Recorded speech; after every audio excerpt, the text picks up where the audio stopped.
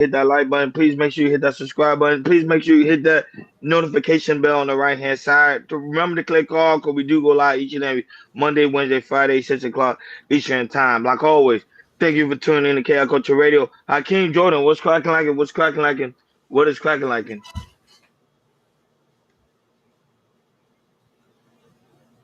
My bad. Go ahead. No, living the dream.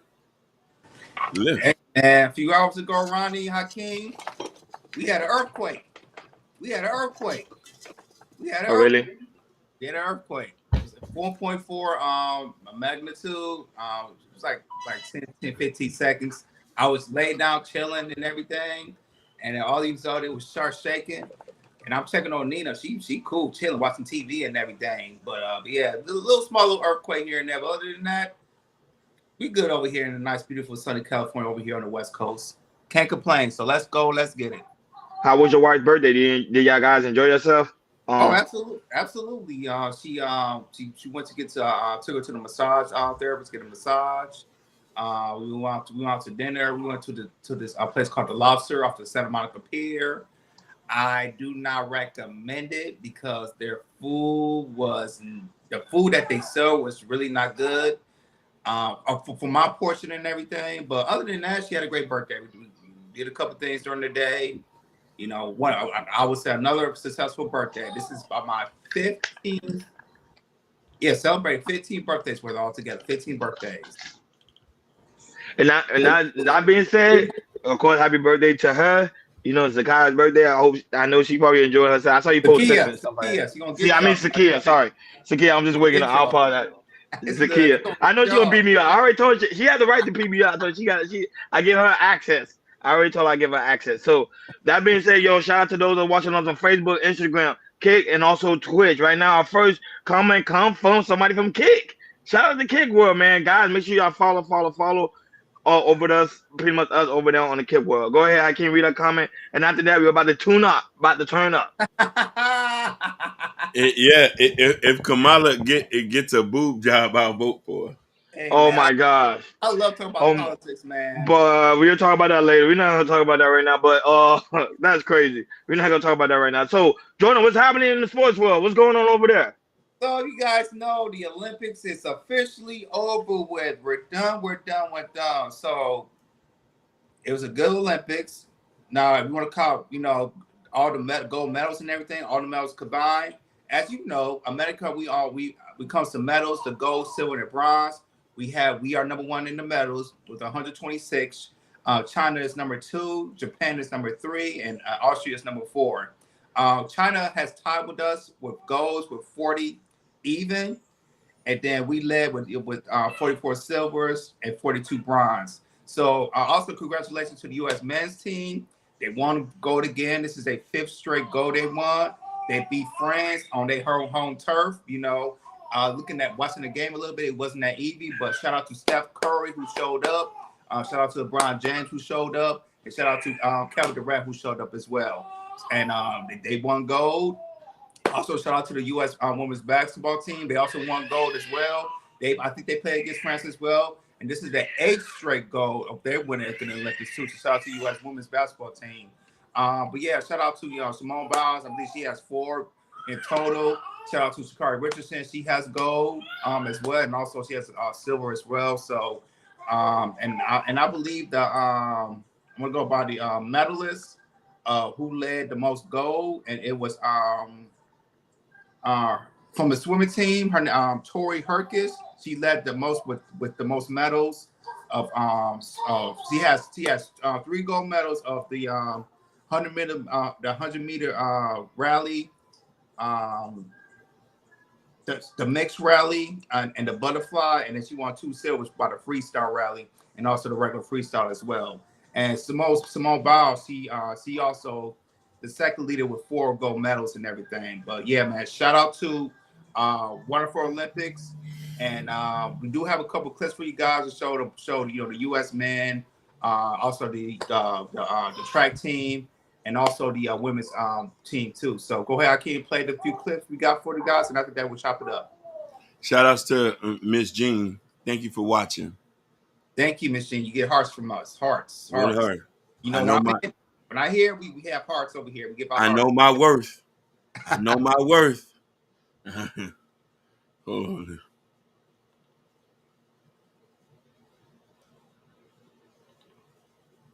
Which one you want me to play first?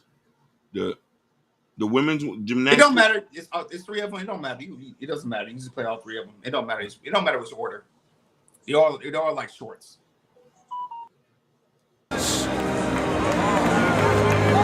Team USA, terrific basketball game against France. The gold medal comes back one more time to America in May. The Olympic champions. Now an Olympic gold medalist. After being disqualified from the Tokyo Olympics, Richardson's returned with a vengeance in Paris, where she won a silver medal in the 100 meters. As part of the 4x100 relay team, the U.S. was in third when Richardson started the final lap. She was able to pass Great Britain and Germany to win the race by 0.07 seconds. Also winning gold medals for Team USA are Gabby Thomas, Twanisha Terry, and Melissa Jefferson. The rain didn't rain on Sha'Carri Richardson's parade, as she is now an Olympic gold medalist. I guess we'll never know. Everybody wants to know what I would do if I didn't win. I guess we'll never know. Yeah, there you go. Shout out to all of the Olympic gold medalists from the U.S. team, whoever won gold, silver, and bronze. Like I said, U.S. led all the medals again with 144. And shout out to the U.S. team. So go ahead, Ronnie, man. What was your highlight for the Olympics? Anything from basketball, track, swimming, wherever that you want to talk about the highlights. My very highlight. I'm not gonna lie. I knew the U.S. basketball team USA was gonna win in the basketball team because come on, we got mostly a lot of dominant players on our team. But the one I like was the man track.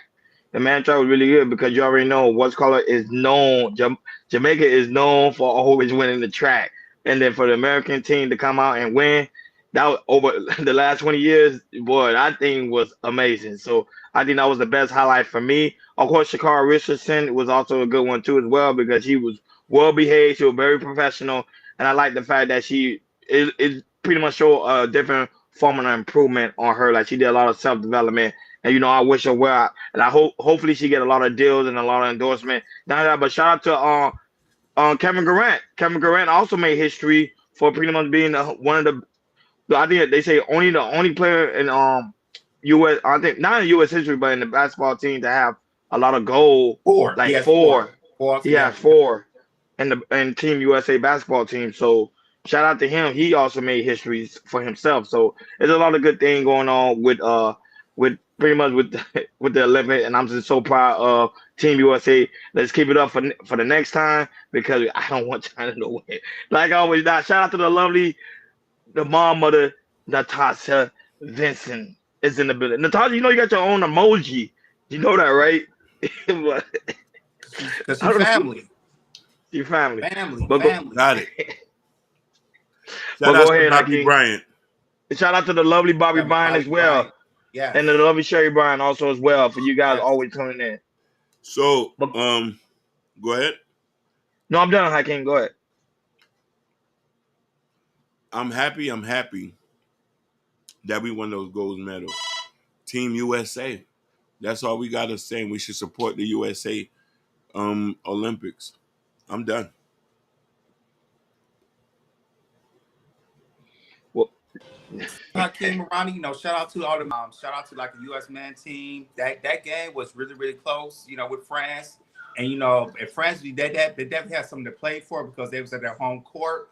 But I tell you, even though LeBron James won the tournament MVP, to me, I got snubbed. I think we should have got to Steph Curry because Steph Curry, that last two games, he shot 60 points. Yeah, he shot about 60. The last two games he played against France and Serbia, he shot at least 60 points, which is the most, I believe, the most in U.S. Olympian history around those two games as well. But yeah, Steph Curry, he was balling the last two games, and he did that work. And also to Sha'Carri Richardson for coming in her first Olympics. Even though the 100 meters she won silver, give it up to her. And also the four-legged relay, which She also wore forward with the other women as well. And I believe, like I said, you guys know the next Olympics in the U.S. It's on U.S. soil. It's here in Los Angeles. So 4 years later, it's going to be in U.S. Los Angeles. And I believe that Sha'Carri Richardson, she is not done yet. I think she's going to come back, and she's going to come back with a vengeance and try to get the 100-meter relay and try to get the gold again. And because LeBron James, he says he's not going to do that. He'll be the age of 43, but you will never know. Because like I said, he might be still playing NBA, to the next 3 or 4 years. You never know that he might, come back.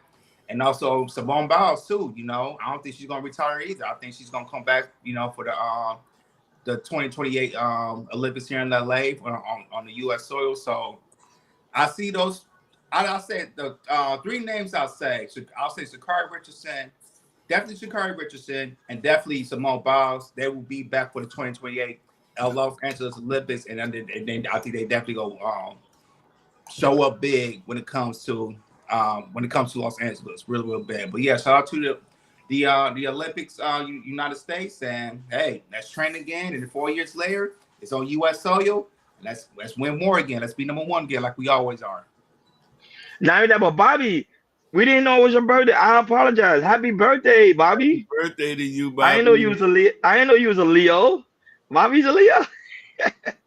Wow, happy birthday, man. To you. Happy birthday. Shout out to the lovely Bobby. Brian, it's her birthday. I wish you many more birthdays, blessings and abundance. Yes, and be fruitful and multiply. Oh, I ain't gonna lie. I think I might go though. I'm not gonna lie. I think I might go. I think Chaos should go. I think we should go there because by that time we'll have enough versus we'll be there. I think we should go. We should go. I think I'm gonna go. I want that experience. I think I'm gonna go.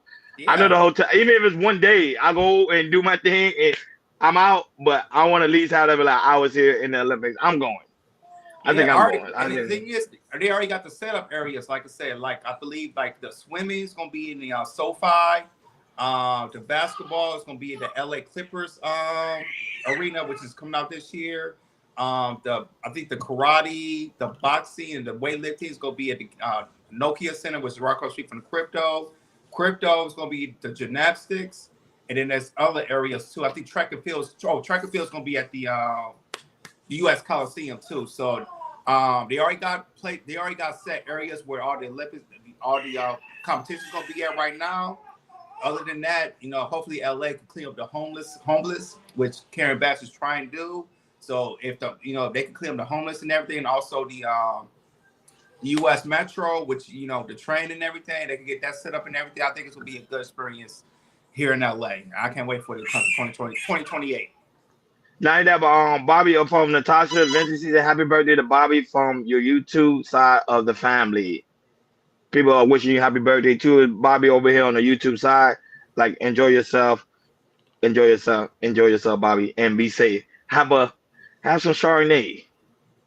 Yeah, why not? Enjoy yourself. Yeah, but anyhow, Jordan, the money. What's going on in the money world? Let's talk about the money world. So as you guys know, the summer is in the middle of the summer.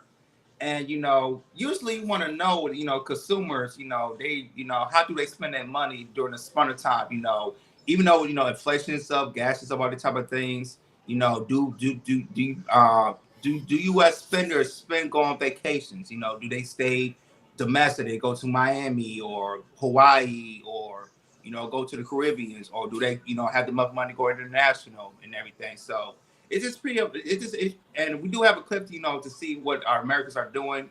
It goes on to, to the millennials, Generation Zs, and also the older generation too. What they do with their money when it comes to the summer of 2024. So go ahead, clean, play the clip, and after that, we'll chop it up.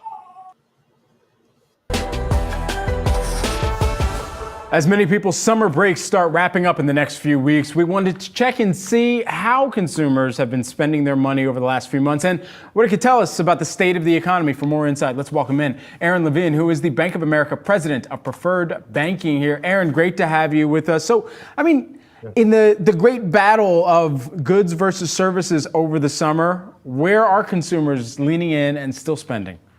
Yeah, thanks, Brad. Great to be here. So our Bank of America Institute just put out a great report on the consumer, and I think the good news here and the headline is that the consumer is still strong. They are still spending. Credit and debit spend is up about 2.5% year over year and 40% over pre-pandemic. And to answer your question, the real spending is going on the service side, the entertainment side. So of course you've got the Paris Olympics, a lot of people visiting there. You've got Taylor Swift concerts around Europe, so that's obviously a place people are spending. But even here domestically, restaurants, movie theaters, concerts, all those kinds of services and entertainment is really the bulk of where the spending is going right now. It's so interesting, Aaron. The earnings that we've heard over the course of this week, some of the major booking companies, whether that be Expedia or whether that be Airbnb as well, they are talking about some of these shrinking of lead times that they're seeing, last minute trips and growth in those last minute trips. What does that tell you about how judicious the consumer is being about the trips that they are taking? Yeah. Look, I think the key is that the consumers still feel very good, and this is really tied to wage growth and unemployment. And despite a little bit of an uptick in the unemployment, a little bit of a slowing of the job growth, still people feel very confident in the jobs and in their wages. And so they're allowing themselves to say, hey, I do want to get away for the summer. I want to take that extra trip. And they're going ahead and booking it. So I think it's more the comfort level and the fact that there still is spending. I think another important data point, customers still have about 15% more in their deposit accounts than they did pre-pandemic. Now that's come down from about 40% more 24 months ago, but there's still a bit of cushion. So I think that's what's allowing that more spontaneous trip, people still feeling comfortable to go ahead and spend some money and enjoy themselves a little bit this summer. Do you anticipate a surge in rewards utilization as consumers are looking for ways to offset some of the trips that they still are looking to take?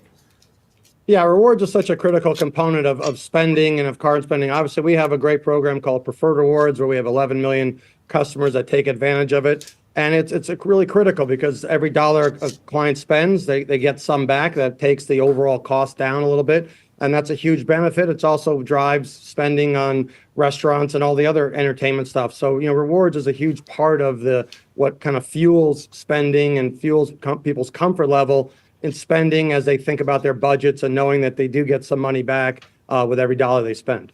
Aaron, Bank of America has seen 23% asset growth in both their Merrill Edge self-directed and Merrill guided investing platforms over the past year. What do you think are some of the reasons why clients have been investing at this high volume?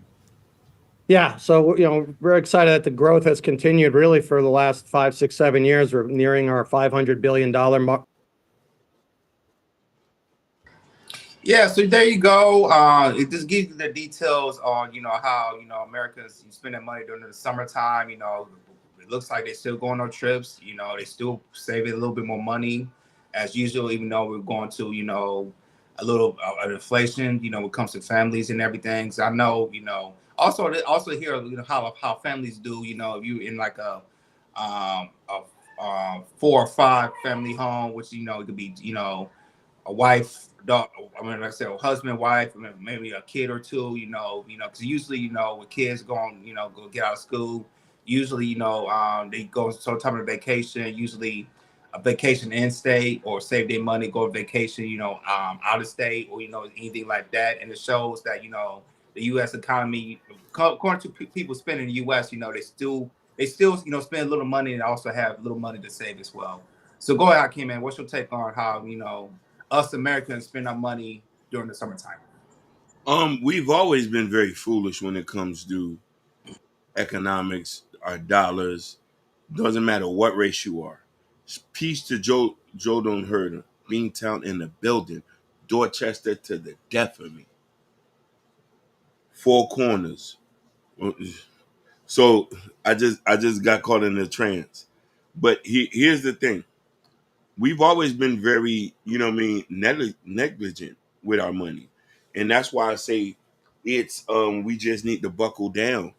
And investing has become easy, saving has become easy. Direct deposit, auto draft, keep it moving. That's it. You know what I mean? Oh, just paid for a family trip to 5 to PR, save right, had the cash and ready.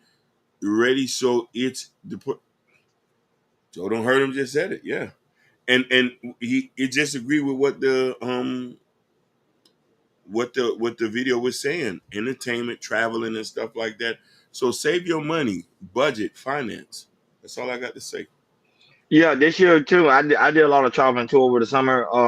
I think right now, I think people are starting to realize they have extra money, and with the extra money, you should be able to use that. To me, it's good to work hard and to save your money, and also to budget. But also, it's good to enjoy your money as well. Don't just, like I always say, don't just leave your money in the bank not doing something. Make sure it's doing something for you. Whether it's investing, whether it's going out of town with your family, whether go see loved ones. Heck, if you want to go see Taylor Swift concert, go right ahead. If you want to go see a basketball game, go right ahead. If you want to give out money for, right now it's back to school, so you already know right now that's also going to increase in the summertime. People are, especially in Miami-Dade, we start school on Thursday, so a lot of these children right now, a lot of parents right now, they buying groceries, they spending on clothes, spending on shoes, spending on haircuts, spending on their daughters getting their hair done. So I'm saying, enjoy your money while it's ahead, and I think the economy is going in a good place. I know right now is a rumor about heading to a recession. To me, I still don't see it yet, but of course we will talk about that on a later show. But at the same time, if you have extra money, use it. Use it for your benefit. You work so hard. People out here. Some people have 3 jobs. I came in Jordan, 3 to 4 jobs. Go take yourself on a vacation, man. You only live once. Exactly. Go on a yacht. Go on a cruise ship. Do something. Don't just work, go home, pay bills, work, go home and pay bills. Go. No, man. That you slaving yourself. You slaving yourself to the lender. No. Go enjoy yourself. Go ahead, Jordan. Shout out to White High also that's in the building. Shout out to White High. Yeah, like I say, you hit it 100%, Ronnie. Like I said, when it comes to the summertime, like I said, a lot of families like to take vacations. Like I said, Hakeem, he just went on vacation, family reunion a couple weeks ago on the cruise and everything. I feel like, saving your money is like, if you take a big family vacation. I know, next year, my family, we're planning on doing an Orlando trip next year and for 4th of July weekend. And right now, we already putting our deposit already. And, and we making, small payments for 10 months. And so it'll pay for, the house, it'll pay for the food, and also pay for transportation as well. So I think it's really smart to order save money if you have a big family. You guys, meet somewhere in the city or a cruise or, anything you want to do around the United States, enjoy family time and also, make sure you're planning, months apart, or if you even it's a year or something like that, make sure you're planning and make sure, put it in a deposit, put it into a pot. And, like I say, each family pays, a certain amount of money. And then once, it's paid off and everything, you got to worry about nothing. You probably got to worry about, gas. You want to, if the city's like 4 or 5 hours away, or you got a flight somewhere, anything like that. But yeah, when it comes to the summertime, usually, people going to spend, especially if you got kids, you definitely going to spend. They definitely take them to, me. I know my daughter grows a little bit. I'm going to take her to Disneyland, amusement parks, anything like that. So, and fortunately, the place I work at, I can get, 30% discounts and everything. So I can save more money by doing those type of things. So, yeah, just be, like I said, just be smart, when it comes to, saving money. Make sure you look out for discounts. There's discounts everywhere, especially when it comes to the summertime. Especially if you plan ahead. If you plan ahead, there's cities or hotels or amusement park. You could save up. You can plan ahead and you get some type of discounts and everything, and you save money by then. But yeah, like I said, it's the summertime. People's going to spend, because it's the summertime. That's the only season when everybody, either like for teachers, they don't have to work. So kids are really out of school and kind of really enjoy yourself until next month. Back to school, or this month and next month, right back to school, and also really go back to work, and then just do what you got to do here in the United States in America. Shout out to Joe Doherty with the $5 super chat. He said the money I can save paid for this super chat. Thank you. We appreciate you, Joe Doherty. Dorchester to the death of me. Hey. That's all. Listen, that's all I'm repping today. I'm from Dorchester. I'm from Dorchester, Massachusetts, Beantown. And a White High comment, of course, here it was in the super chat, but White High comment, I think he mentioned the fact that women are the reason why the American comedy is still going. That is correct. Women are the number one consumer when it comes to that aspect of the economy. That is a fact. That's not a theory. That's a fact. So women understand the use of money. Use the money, spend it, and keep it going. Keep the economy circulating. And I think men should get on board as well by taking your family on vacation and doing things that pretty much make your life enjoyable. Don't just be miserable. Enjoy your life. Hip hop. Jordan, what's going on in the hip hop world? Let's go into the hip hop world. So Black Sam, shout out to Black Sam, the brother of Nipsey Hussle. He finally did an interview with Big Boy, the music personality here in Los Angeles. And, you know, he really break down, talk about his brother and everything, how they grow up and everything. But we really went viral. And he also talked about, you know, around the time when he got, you know, deleted by Eric Holder and everything. And he had his point of view of if the murder was premeditated or not. And he kind of, you know, break down, you know, the story. Because he said he wasn't there at the time. So he was overhearing like stories and kind of put up the posters like if, you know, if it was premeditated, meaning like was Eric Holder was hired to delete Nipsey Hussle, and you know he was really bringing out the puzzles on that. But we do have a clip from a Big Boy's interview, so I can't play the at the 1 hour 18. It's 1 hour 20. Let me look at it. My bad. It's the 1 hour 18 minutes and 24-second mark, and I'll let you know when you stop. So this is Black Sam, you know, looking at, you know, the time when Nipsey Hussle got deleted by Eric Holder, and you know, and he was kind of seeing it was premeditated or not. But like I said, Eric Holder, he's guilty of all charges, and and right now he's facing life in prison for shooting and deleting Nipsey Hussle.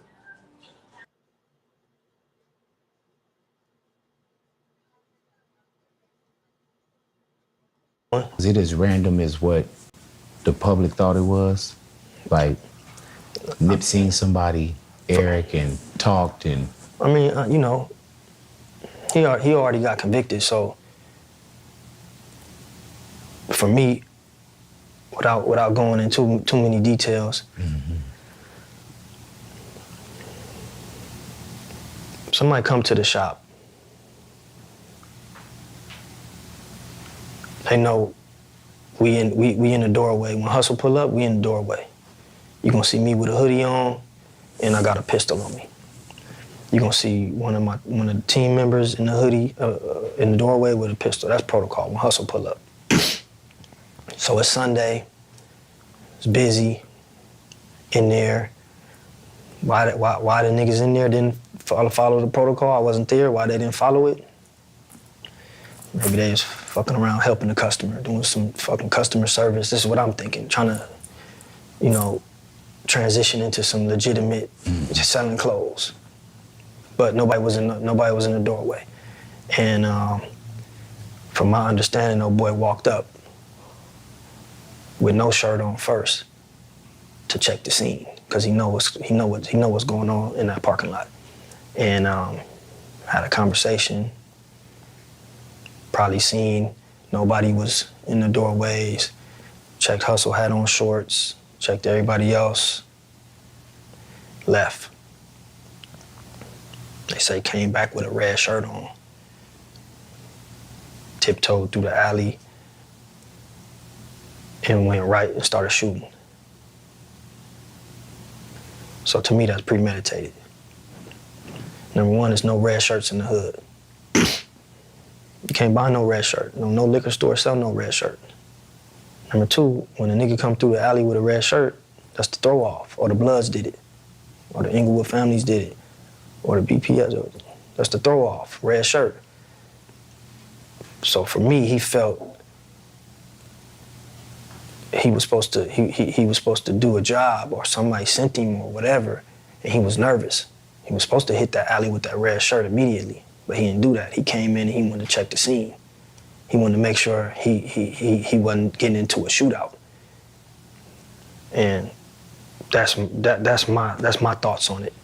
You understand? So, and can't nobody tell me nothing about that, because it just don't make no sense. It's not random, you know. I know Hussle.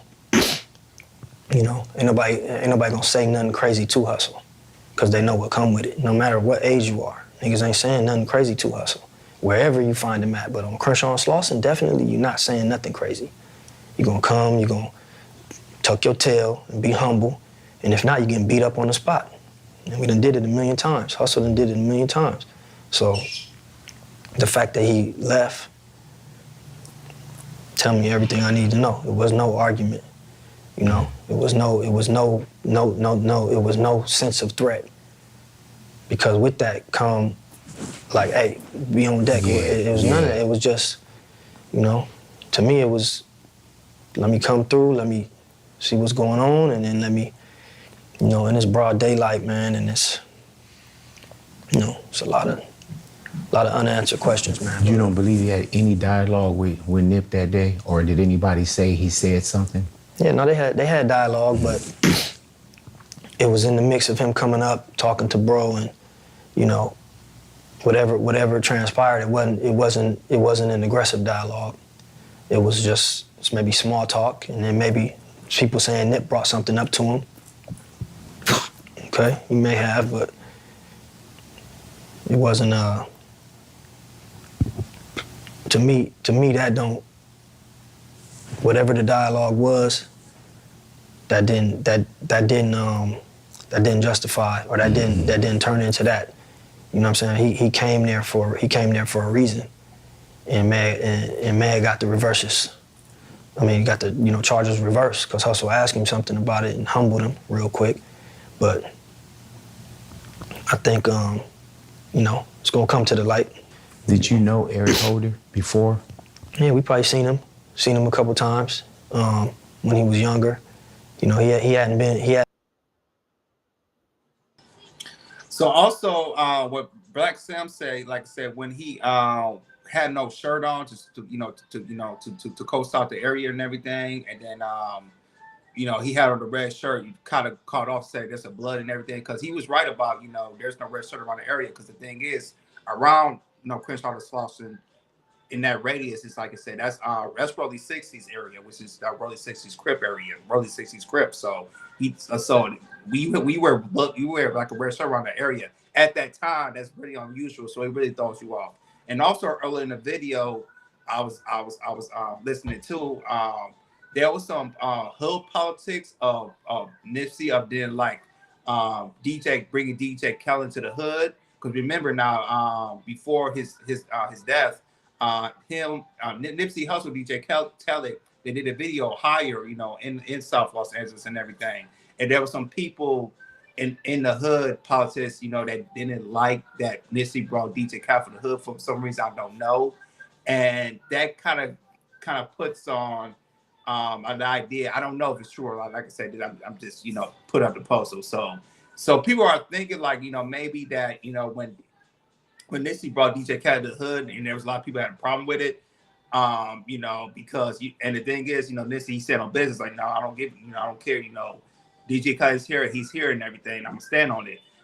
They say they have some people have some problem with it, and maybe that, you know, somebody probably allegedly hired Eric Holder to take him out. But like I said, we will never know. We will never know the story. But according to Black Sam, what he was talking about, you know, seeing how, you know, Eric Holder, you know, scoping the place out, and then left, knowing that nobody was there to really protect Nipsey Hussle, because there was nobody, you know, guarding the door, and also nobody guarding Nipsey Hussle. So Eric Holder saw, okay, this is a clear shot me to, you know, take him out. You know, he went out. I think he was with his girlfriend at the time. Went to the back alley, put on the shirt on, went through the alley, and, you know, and took Nipsey out in that way. So that's so according to Black Sam story, that was his theory of, like, you know, how it happened, and thinking that he premeditated, and thinking that, you know, somebody may hire Eric Holder to take Nipsey out for some hood politics that we don't know about. So go ahead, Ronnie, man. What's your take what Black Sam was saying? What pretty much what happened with Black Sam, even when he telling his story, you could really feel the pain, you can feel the hurt, and also you can see the betrayal of pretty much of the community. And this is what happens in the Black community all the time. We praise somebody when they do something wrong, but then when the wrong comes to them, Now they want to find a solution and they want to find out how can we fix it. We should have been fixed a problem when you first see it within the community. The black community is known for accepting these things, and it's going to continue to happen. Nipsey Hussle is not the first, and he's not going to be the last. The way things change within the community is us coming together and realize, okay, we have to fix the solution. The guy comes in, he's from a different part of town. You know he's not from this area. He looks suspicious. Immediately, it should have been a red alert, like, hey, this guy's not from here. Hey, we need to question this guy. No, they would just say because he like he said, he took off the red shirt. He's walking around, so they think, okay, he means to not do no harm. Ron, the thing is, he was a Crip too. He wasn't. Also, he was part. That's what I'm saying. Yeah, he was part of them, so that's why. It was some inside stuff that kind of happened that took Nipsey out. So it wasn't outside. It was really some inside stuff that took Nipsey out. No, but the reason why I say outside, because at the same time, even though he could be inside, but he can still be from outside. He can still be an op within your own camp. So if you're not knowing what's going on and you're not having conversation, you're not paying attention to like small details, because as man we think, oh, he's part of the brotherhood. I should have all my trust in this man. No, because that same man you have trust in could be the same person that's gonna stab you in the back, and that's exactly what happened with Nipsey Hussle. And it's sorry to say that this happened all the time within our community, and I think we need to do better. We need to pay attention, man, especially men, because we love the brotherhood. We need to talk together and say, hey, we got to make sure this person's funds. If they're not funds, they got to get the heck out. Not only that, but shout out to Mr. Muhammad who's in the building, and also the lovely Berry White. Great to see you, sweetheart. She hit me up on IG and say, I miss you guys. I said, we miss you too. Hopefully we're going to see you soon. And look, she popped up today. Shout out to you, Berry White, for being here. And not only that, guys, make sure you subscribe to the channel as well. Happy. Go ahead, Hakeem. Roll it. Thank you, brother. You spoke so eloquently. You too, my brother Jordan. I'm going to just be brief about this. There was a lot of conspiracy theories about this. I myself thought the shooting was a baffling one. A baffling one. And other people got shot in the mix of that. I see the family still hasn't gone over it. It's been a couple years. There's a mystery behind it, and we want to know what it is. Hopefully, Eric Holder will speak one day. He will talk. And that's what I'm waiting for. It was a setup. You know it was a setup. Come on, Hakeem. You're from the street. You know it's just clearly automatic. Somebody. You ever heard of a term called a sleeper cell? Yep. No, I never heard that. I never heard something like that. But go ahead. It's a term they use in the army where people live in regular lives and you turn them on to go do things for you. So I think somebody sent him over there to handle that for whatever reason. But here's the thing y'all don't know. Because it's Big U still owns all of Nipsey's music. Exactly. Thank you, Hakeem, for mentioning that, because I was gonna mention that as well. So and the thing is, it's like, it's like I said, it's still a mystery. It's like the mystery of, we would never know who shot Tupac, and we never know who shot Biggie as well. So but we never know that, maybe might say something. But the thing is, it's like you went to the in the hood in the street and you tied it into something, even though you paid or anything like that. Sometimes you gonna sleep with it. You're gonna die with about what you did and everything. And that's how it's how the street life work and everything. Yeah, man. But Black Sam, man, it's that's his brother, man. Like I said, right, you was right. You can see the hurt and the pain in his eyes and everything. It still hurts to this day, even though it happened 4 years ago. Well, 5 years ago. 5 years ago. It happened 5 years ago. It still hurts to this day. It's still painful and all the things like that. And it's just sad to see it happen in broad daylight like that. In front of your own store, not your own store. He owned a whole shopping mall right there. Nipsey owned a whole shopping mall. And unfortunately, they called Nipsey slipping. He had nobody's really but watching the doors. Had a pistol. Nobody from his team really had a pistol on them. And like I said, Eric Cole saw a window. He took advantage of the window and he took out Nipsey like that. So it just tells you, like I said, when it comes to not just in the street life, in life in general, like I said, it's make sure always have your eyes and ears open. I know for us at Chaos Culture Radio, once we get bigger and everything, I have trust in my brothers, but when it comes to other people and everything, if they like our stuff or we hired or something like that, and y'all know, like for all three of us, we're gonna watch, how they watch what they do, especially when our company, Chaos Coach Radio, get bigger like that, because we don't want nothing to, really to take us out, when it comes to money or anything like that. And, just to really, really have you guys' eyes open, and also make sure when it comes to, other rappers, when it comes to this situation, make sure you have some type of security. I don't care. And like I said, make sure they have, they're heavily armed, and make sure you check them on every day. Make sure, when it comes to, you go to certain areas in the hood or somewhere out of the state or whatever, make sure your security knows the protocol. They follow it every day. No slip ups. You make sure you have your security, no slip ups, no teams. You always be protected, and you have nothing to worry about. That's my take on that. See, that was you could game bang all you want to, but it show you that even when you game banging, you can still be touched. That's why I got out of the whole Nipsey Hussle thing. Game bangers, they well known in the community. They thought nobody ain't gonna touch him. Look, the guy looked at the premises, saw that okay, he's not guarded, time to touch him. Same thing with Biggie. Same thing with Tupac. Same exact thing. No different. So that being said, guys, make sure you like, share, and subscribe, and hit that notification bell on the right-hand side. Because remember, we're about to get ready to deep dive to different variety of topics.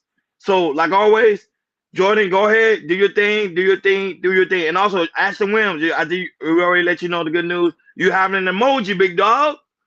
Go ahead and enjoy your emoji. Like, Hakeem rock with you, we rock with you, Jordan rock with you.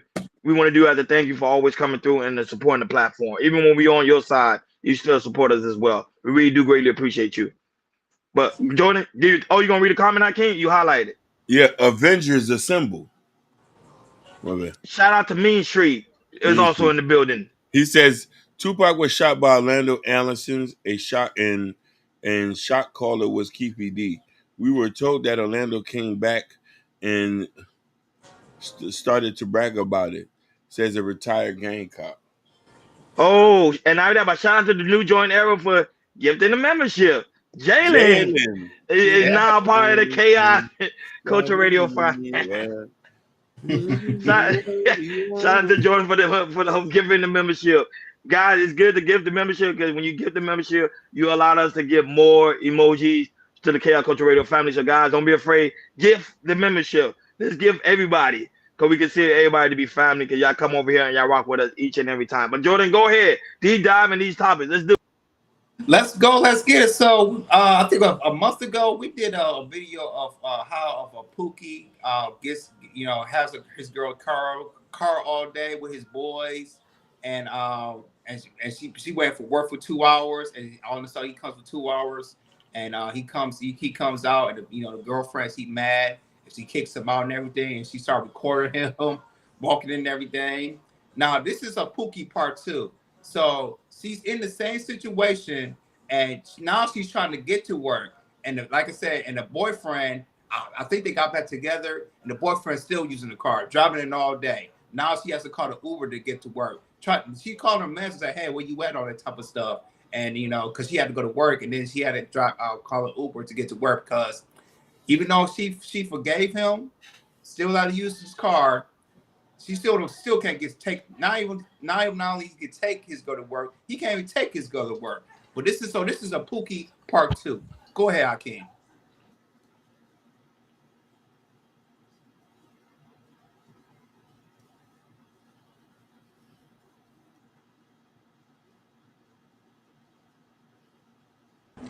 Like, the fact that I'm about to have to call an Uber to go to work and I have a car is crazy. This shit pisses me off so bad.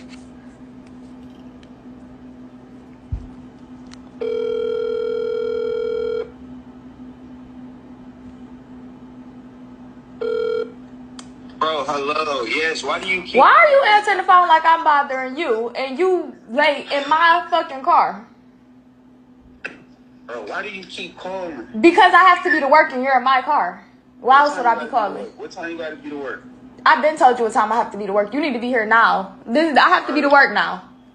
I'm late already. I'm 30 minutes away. I'm on my way. You 30 minutes away. I've been told you that I had to be to work at 12 o'clock. I'm confused. Away. Here I come. How are you answering the phone with an attitude, though? I'm 30 minutes away. Here I come, dude. You be pissing me off. I just said I'm on my Okay, I'm about to Uber to work. And you can meet me there and you can figure out how you get in from my job. Because I don't have time. I don't have 30 minutes to wait on you. You Uber, I'm not about to come all the way. Alright. You not about to come all the way what? Alright. What time you get off? That don't matter. Meet me at work at the time I have to be there. Be on your way there. Meet me there in my car and figure out what time how you get where you need to go. Oh my gosh. I just said I'm on my Okay, I'm about to Uber to work. And you can meet me there and you can figure out how you. Akeem, I told y'all never learn, but go ahead, Akeem. Go ahead, Akeem. Take that, buddy. Listen. I want to applaud the young brother for being a Pookie. I'm putting the sisterhood on notice. She did not want a good guy. She got her a street guy. This is the best thing I've seen yet. I enjoy it. No, it's not red flags. It's not red flags. A good guy would have done it, but he's able to get the car, get sex, and has to do the minimum work. Thank you, Jesus. Akeem, can you when you gonna realize when we had our side conversation after the show? Yeah. Women like this. I don't know. Y'all don't. Okay, I'm gonna keep it 100. You know I got sisters, right? Yeah. I keep forgetting. You got sisters, right? Jordan, you got sisters. You got. No, I mean sisters mean like you got women within your surroundings. Cousins, And you see the way they talk about these men. Yeah. These dog, they call them the dog, the toxic, the ain't no good type in. They say all those things, but they'll be the same man. They get the best treatment. They get cooked meals. They get cars. Ooh. They get rent paid. They get jewelry. They get shoes. They get, bro. I'm ready. They don't want a good guy. I don't understand. They don't want. And the thing is, Ronnie, I bet she fill up the tank, right? And he be burning it all the way, and she still be filling up the tank. Thank you. That's what they love. Because remember, how I even say that? You know when a woman doesn't love you if she don't cry about you. Yeah. So when they start crying and whining and complaining about you, that's when they love you the most. Good guys ain't gonna cry. Good guys, they're very calm. They're very smooth. They be like, you know what, baby, I'm gonna come over here. I'm gonna bring the car to you. No, I'm gonna take your car. I'm gonna make sure it run out of gas. Then I'm gonna give it back to you. And I Uber back home. I'm gonna Uber back home. And then you're gonna come back later. I'm gonna blow your back out.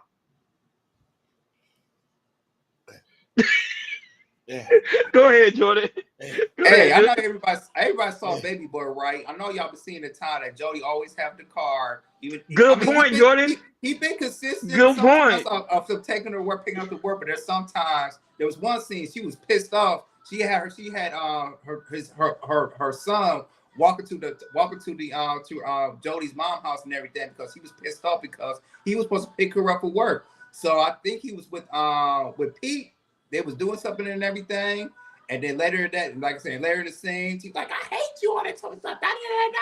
And then a few minutes later, Jody blowing her back out and everything. Thank you. This is perfect example. This is nothing new. And Barry said he's a red flag. No, she's the red flag because she keeps accepting these things. Yep. And like I said, this is not the first video she did it. The first video she did, he came to pick her work 2 hours late. Now she has to go to work, and he's still late. He said, I'm a half hour away. Meaning he's an hour and a half away. He's just lying. And not that, but Jordan, and this is the same woman, this is the same woman say, hey, I'm done. I'm over it. Yep. We're not going to talk no more. We're not going to hang out no more. Yep. And look, and she comes right back. I keep telling you guys, the mind, bro. The mind. That's the secret. That's the secret to the game. Joe, I get what you're saying, Joe. Don't get me wrong. I get what you're saying. Absolutely. Good man is supposed to be husband. They're supposed to be the archetype that women should go for. But in reality, in this generation, I don't think so. The bad guys, it's sad to say, they always win. They do. They do. The bad boys, they always win.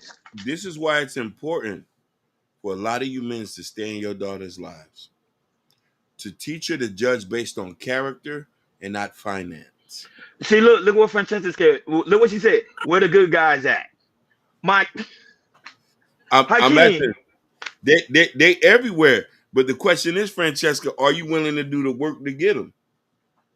But they say that all the time. Where the good guys at? Some of them are at church. Yep. Some of them are book clubs. Some of them at work. Yep. And a lot of them are on this podcast. Well, I know I'm toxic, so don't come my way. You get what I'm saying? Don't come my way. So I'm telling you that right now. I'm telling you that right now. Don't come my way. You looking to get your bills paid. I ain't paying crap. I ain't paying. I told I ain't paying crap. So don't come to get your. Don't come over here to get your think about you gonna get your bills paid, your hair done, and all that. Nah, you got the wrong guy. I ain't doing none of that, homie. I ain't gonna lie, Jordan. I can't. I get their hair done if they on good behavior. If they on good behavior, then I get you. He was capping. No, I'm saying if you're on good behavior, to me, if a woman treating you good and woman treating you right, go ahead. That's like a reward. But don't just do it because you're trying to please the woman, trying to impress this woman. Because you know guys do that. They lead with their wallet, and that's why it hurts them the most. Exactly. That's why it hurts them the most. Stop leading with your wallet. Hi, Kane. You hear what I say? Stop leading with your wallet. I'm paying this. I've never done that. Listen. I don't lead with my wallet because people say I got money problems. I can't. That's cap. That's cap because you just say gotta say I don't mind paying for all the bill, 100% of the bill. She clipped my toenail, but you look, that is true. She clipped your toenail. You give it to her as a reward because you clipped my toenail. Yeah. But I got money problems though. That's what people say. Who say you got money problems? Shout out to Gore is also in the building. Who say you got money problems? Man, just people out in the streets. People out in the streets. Did you show them your credit score that's close to 800? They didn't see your credit score that's close to 800. No. They think my credit's at a 5. Yeah, Hakeem has a wallet. Oh, she's struggling? Hakeem struggling? Hakeem struggling? I got money problems. Uh-oh. Receipt, Hakeem. She said you want to see the receipt. Huh? Well, we'll do that after the show. After the show, yeah. After the show. Hakeem, she want to see your credit score today. She want to see the receipt. She wouldn't be able to handle it. None of these women would be able to handle it. Go ahead, Joe. Move along. On to the next topic. Now, I don't know if you guys gonna laugh, laugh, or y'all gonna be ashamed because this topic right here is y'all gonna be laughing or y'all gonna be like, are you effing kidding me? Because this right here is gonna blow your mind. So this goes all the way in Chicago. So there is a lady working as she worked out of school. I think she works at the cafeteria, and then she got into trouble. Now she's doing 9 years in prison for what? Stealing. You know, I'm not gonna say. Go ahead, put up the emoji. Y'all see that? She's going to prison for stealing chicken wings. Chicken wings. Well, 9 years. But do the math, Jordan. 9 years. You gotta do the math. Hey, I'm showing the clip now. She stole pounds and pounds of chicken wings. She might get off early, but she's doing 9 years. You don't believe me? How can you play the clip? After that, we'll chop it up. Chicken wings. Chicken wings. Chicken wings. We love chickens. We love chicken. You know, in the black community, that's our favorite thing, chicken. Crispy chicken. In prison for stealing chicken wings. This is 66-year-old Vera Liddell. She entered a guilty plea after stealing 11,000 cases worth of chicken wings, along with $1.5 million in taxpayer funds. She was the food service director for the Harvey School District 152. Liddell allegedly ordered the wings and then billed the district $1.5 million. Wow, she billed the $1.5 million? Story we first broke more than a year. Yes. Wow. Yes. Yeah, she was selling them. No BS. You're right, Barry White. She was selling them. She was selling them chicken. She had a business. She had to. Hey, Gord, that was my Aunt Acid. Hey, Aston Winston, he wondered it was flat. I think it was the drumsticks. It has to be the drums. The drums are the flat. It's probably the drums. Probably the drums. Or even both. It could be both. Wow. Go ahead, Hakeem. This is a crazy world. I think we need to sign a petition to get her out of jail. For what? She the one stole. She is my hero. You know, Hakeem, cases and cases of cases of cases and cases and cases. She's a martyr. I wish I had the guts to steal that many chicken wings. I'll be the new plug in the hood.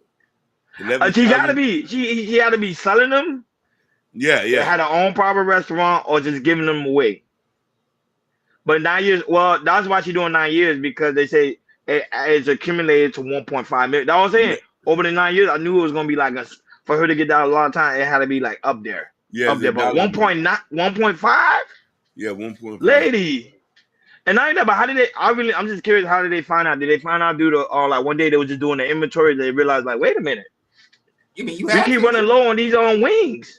They have to. That you're right, Ronnie. You have to do inventory. My thing is like cases and cases of cases. Damn. Yeah, I actually do make a good point. That even you can't be mad because the chicken wing is damn near the same price as steak now. They are. They are hot commodity. They chicken wings are. Down the market on that one. They are. The chicken wings is like, I think they say it's like the #1 seller in restaurant business. I don't know. I'm not too sure, but I think it is. It's like the number, because it's like somebody snitched on her. I don't know how you can snitch and they see cases of chicken wings missing. The district manager came in one day like, wait a minute. The paper said you had 6 cases of chicken wing. How come I only see 2? I don't want to know. Well, sir, I don't know. Shipman. No, I'm right. I want to know for her or the family, like what she was doing with the chickens. Like what kind of business? Like I said, she must have had a business or something like that. Cookout. Family cookout. Family cookout. Yeah. You know, 4th of July, you know, black people love 4th of July. You know, black people love on Thanksgiving, Christmas, Easter, church event. Good one. As I said, the chicken wing bandit. Hey, Ronnie, put that. I don't know if you want to use that as the title when you break it down. Put down the chicken wing. I will. The chicken wing bandit. I will. Shout out to Ashton for that one. Thank you for that title. We definitely gonna use that one. The chicken wing bandit. But that's true. But go ahead, Jordan. Continue. Hakeem is like, Hakeem, you better, if you sign our petition, bro, I ain't signing. I'm going to start a petition to free her out of jail. Let her rot. She deserves her.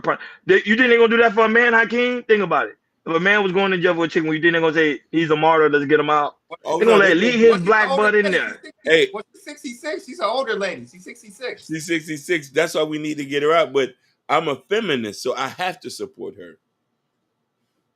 So, and of course, Francesca. Ashton said she was signing too. You got people to sign it already, Hakeem. Hey, look, Barry White say so I'm the only one that's not gonna sign it.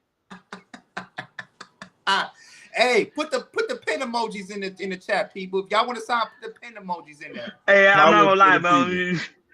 Black people, we dysfunctional. But it was a black man. We got signed it too. It was a black man. Hakeem. Oh, if it was a black man? Yes. Listen, at her age, I would. We ain't gonna be able to get him up out of there. We and listen, if it's a man, we fuck. That's it. Ruthless, I don't know what Hakeem's talking about. I'm trying to find out what he's talking about. I don't know what he's talking about. Listen. He was in the clouds. I knew he would. When he heard I said I was a feminist, I knew he was gonna pop up. Ruthless, you just realized Hakeem been a feminist. Listen, I don't know why he seems shocked. Right. So you knew he was in the cloud listening, Hakeem. You knew he was in the cloud. I knew that. He always in the clouds. Listen, that's the back signal for Ruthless. Hearing somebody simping, or they hear somebody say, "I'm a feminist." Go ahead, Jordan. Continue, because I'm not gonna stutter Hakeem right now. I'm not gonna stutter him. I'm not. All right, since we at the hour mark, we're gonna talk about the main topic of today, and we're gonna talk about President Biden. So President Biden over the weekend, he did an interview about him stepping down as for the reelection bid for the 2024 president. and stepping down and letting Kamala Harris, going for the election against Donald Trump and everything. And during the interview, he said he really got some thought into it. But to me, I think it was there's some more stuff that went behind the scenes when it comes to the Democratic Party, which I found out some things. But other than that, how clean. Go ahead and play, the interview for Donald Trump. I mean, not Donald Trump. I'm sorry, Joe Biden, of him not re-electing to go be the president of the United States for the next term. 46th President of the United States. His has been a challenging, complicated term of office, quite literally from day one. He's reflecting on the stakes for this election and on his legacy with Chief Election and Campaign Correspondent Robert Costa. We're living through history. We really are. Let's begin with your decision. You're at your home, Rehoboth Beach, Delaware, late July with your family, and you make this historic decision. Tell me the story. Well, look, the polls we had showed that it was a neck-and-neck race. Would have been down to the wire. But what happened was a number of my Democratic colleagues in the House and Senate thought that I was going to hurt them in the races. And I was concerned if I stayed in the race, that would be the topic. You'd be interviewing me about why did Nancy Pelosi say, why did someone, and I thought it'd be a real distraction, number one. Number two, when I ran the first time, I thought of myself as being a transition president. I can't even say how old I am. It's hard for me to get out of my mouth. And, but things got moving so quickly, it didn't happen. And the combination was that I thought it was a critical issue for me, still is not a joke, maintaining this democracy. But I thought it was important because although it's a great honor being president, I think I have an obligation to the country to do the most important thing to do, and that is we must defeat Trump. I saw those images of your family in the Oval Office sitting just over to your left as you addressed the nation. They came up to you after the speech. What did you say to them? It's what they said to me. They said, my grandchildren call me Pop, my children call me Dad, and they said they were proud. And it mattered to me a lot. When I saw you with your family in the Oval, I wondered, is he thinking of Bo, too?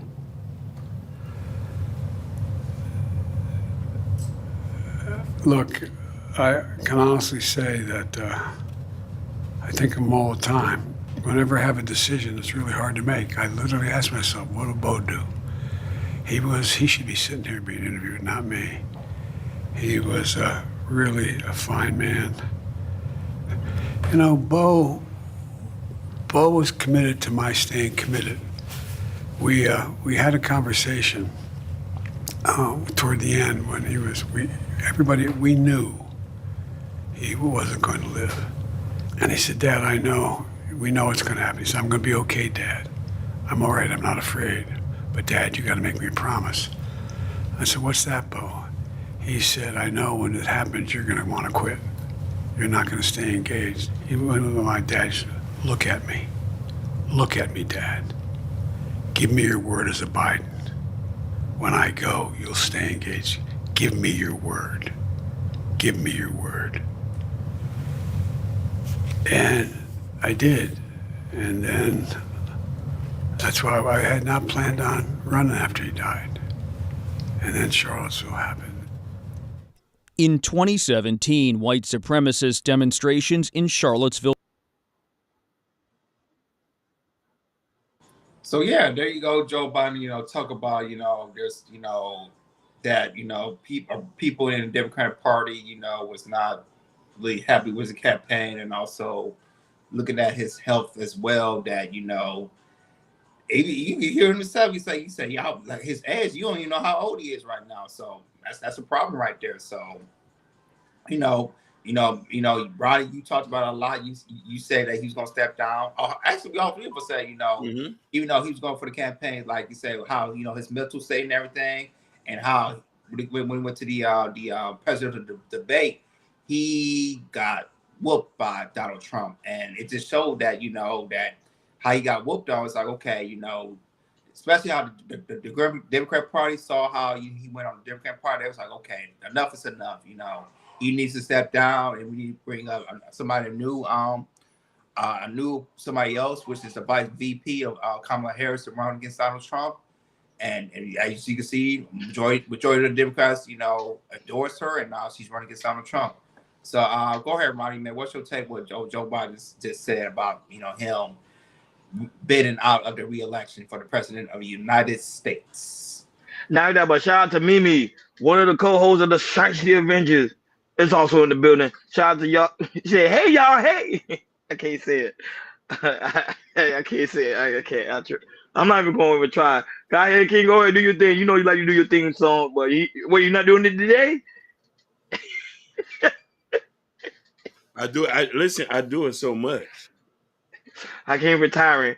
Sorry, Mimi, he retired. Better luck next time. No, go and say, go and say, living a good life. Nice poor. Go on, don't start with me, please. Don't start with me. Don't start with me. Don't be my distraction as I get ready to deep dive Joe Biden. Let's keep it 100. Guys, let's be 100 and very transparent in this whole conversation. The debate he had with Trump was terrible. You can see he's not capable of even pretty much running his presidency right now at this moment. That's why he stepped down. He stepped down because he knew they were not going to support him. Even Barack Obama said he's very concerned about Joe Biden's health and his well-being. And not only that, but later after he stepped down, I don't think you saw it was a recent photo of him literally on a beach, I think in Delaware, him sitting down, relaxing, doing his thing. And that's what he's supposed to be doing. At his age, he's supposed to be relaxing at somebody's beach. He's doing it now, so pretty much I know when he's done with his presidency, he's pretty much going to be in someone's beach. I won't be surprised if it's in Miami Beach. But that's where he needs to be. That's where he needs to be, and that's where he needs to be at for the remainder of his life. He wasn't a good president. I don't know why people keep thinking he was a great president. He did nothing. He didn't do anything. To me, he made the country worse. So I'm glad he's stepping down. And I think Kamala Harris might be a little bit of a problem for Trump. However, I still think Trump gonna still come out victorious. But Joe Biden stepping down was the best thing he ever done. Because if he would have won again, that man would have died literally in that chair. Literally, it would have been a terrible thing to see. Go ahead, Akeem. You want to know something? I'm just happy that he did walked out. Joe Biden is a career politician. He has done some detrimental things in the 80s. And he has done some things and said some things here that are very questionable. You know what I mean? I don't want people to get emotional, and people should rejoice. We need to not let grandpa or great granddad be in politics anymore. This is the issue. You got, what's that lady in your state, that black lady in Detroit, in Michigan? What's her name? Catherine Waters, or she's in California? Oh, you talking about, I think Chicago. Or Maxine Waters. Maxine Waters. I think she's Chicago, no? Yeah. No, she's from here, California. You're right. Yeah. She's damn near 80, still running. No, give us somebody 25. Yeah. 40, 50 with new ideas, fresh. I'm so happy that she walked away, that he lived, because he was never no good. He gave us a bunch of promises and never amounted to them. He gave everybody else what they wanted that they didn't even ask for. He gave everybody everything that didn't ask for anything. And also, Hakeem, remember the crack pipes now. Let's not think about the crack pipes. Oh my God. Good riddance. I'm done. No, but that's the problem with the American society. American society, they have in their mind that when you old, which is true, you do have a lot of wisdom.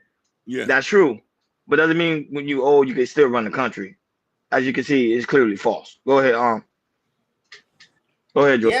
Yeah. Like I said, like I want to get to the Democratic Party. So, like I said, he had a lot of people in the Democratic Party who say, okay, Joe Biden needs to go. Particularly, it was the debate that kind of hit the nail on the wall right there. Nancy Pelosi, there's just a video you want to see Nancy Pelosi talking crap about Joe Biden. Says she never supported his campaign after he was not doing good and everything. And also, her rumors of Barack Obama was telling Joe Biden to have a conversation. Hey, well, your state of mind right now, I don't think that you should run for president as you for your second term and everything. And I also heard that if he was to go step down, I heard that the Democrats are going to use the amendment 25, which states in case of removal of your president of office of his resignation, and then the vice president Kamala Harris will take control as being the president of the United States.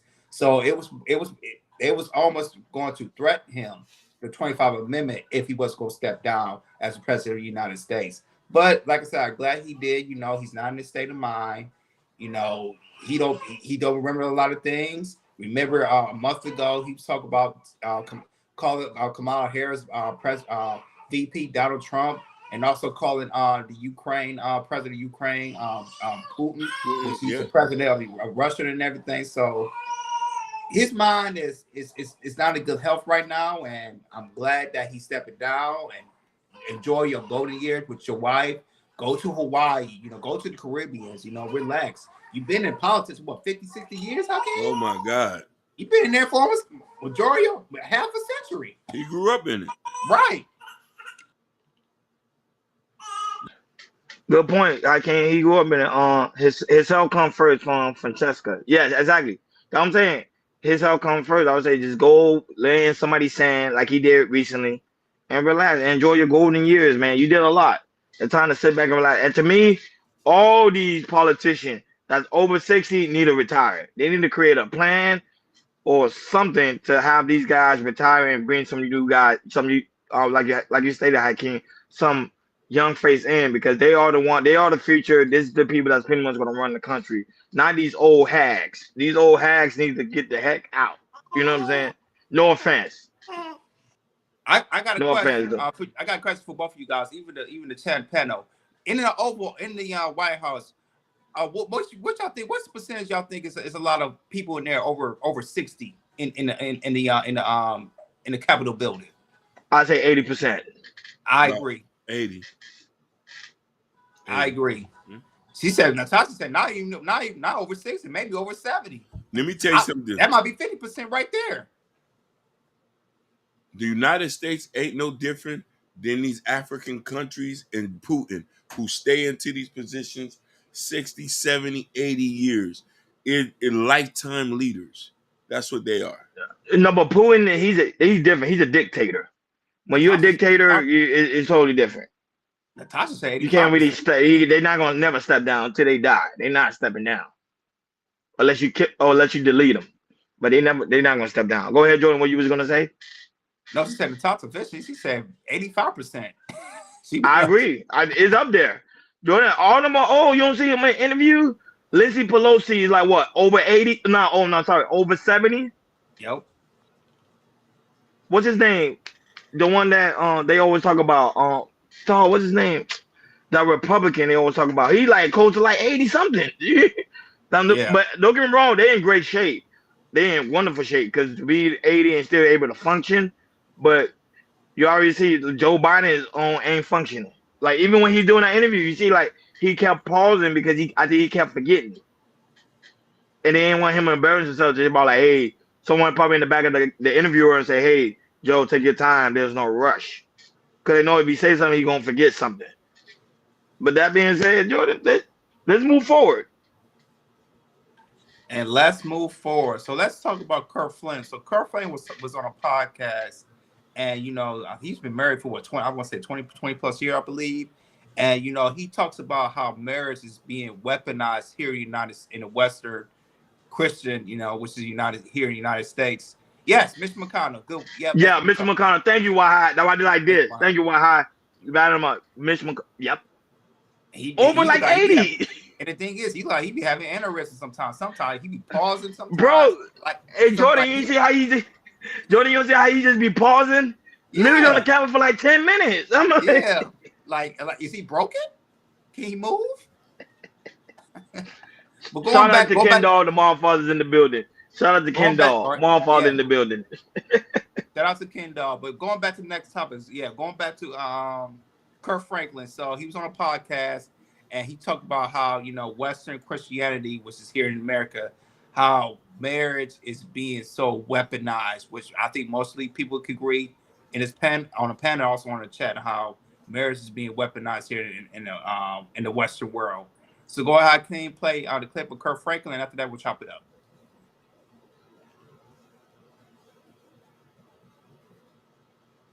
Marriage has been weaponized in Western Christianity. Giving has been weaponized in Western Christianity. Sexuality has been weaponized. For example, any woman listening to this can attest in our culture. Don't be no 30, 35-year-old single black woman and go to the family reunion. All the older women are gonna do them, they're gonna look at you and wonder, why you not married? Where your man at? Where your kids at? Like it's a prerequisite for identity and value. That if you don't have a man, if you don't have kids, that something about you is broken. Do you understand how dysfunctional these messages are? Yeah. And how we super spiritualize these messages. Paul said, but marriage is a necessary distraction.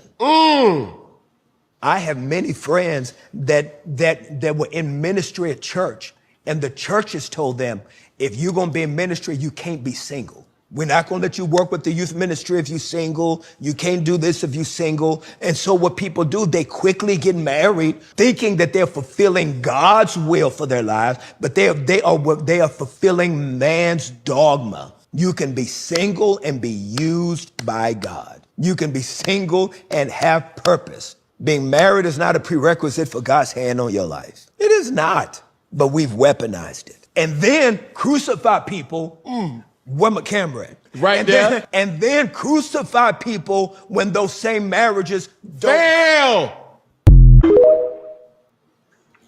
I'm not gonna lie, he made some good points. I believe in marriage. He made some great points.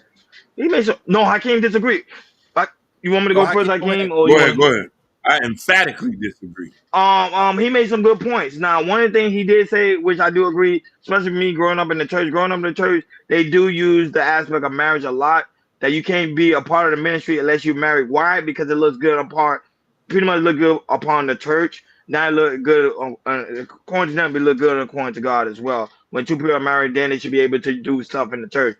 But at the same time, if you read the scripture, there's people in the scripture who was never married and still was able to be used by God. But that's a topic for a whole nother day. Now, when it comes to the aspect of weaponizing marriage, pretty much in westernized Christianity, it's true. They use it for a lot. They tell you a man is no good, the man is useless if he's not married. The man, if he doesn't have kids, he's useless. The man, if he's not dating somebody, he's useless. So all of that plays a big part, and that's why right now dating is really messed up. Because number one, people don't really truly know how to date.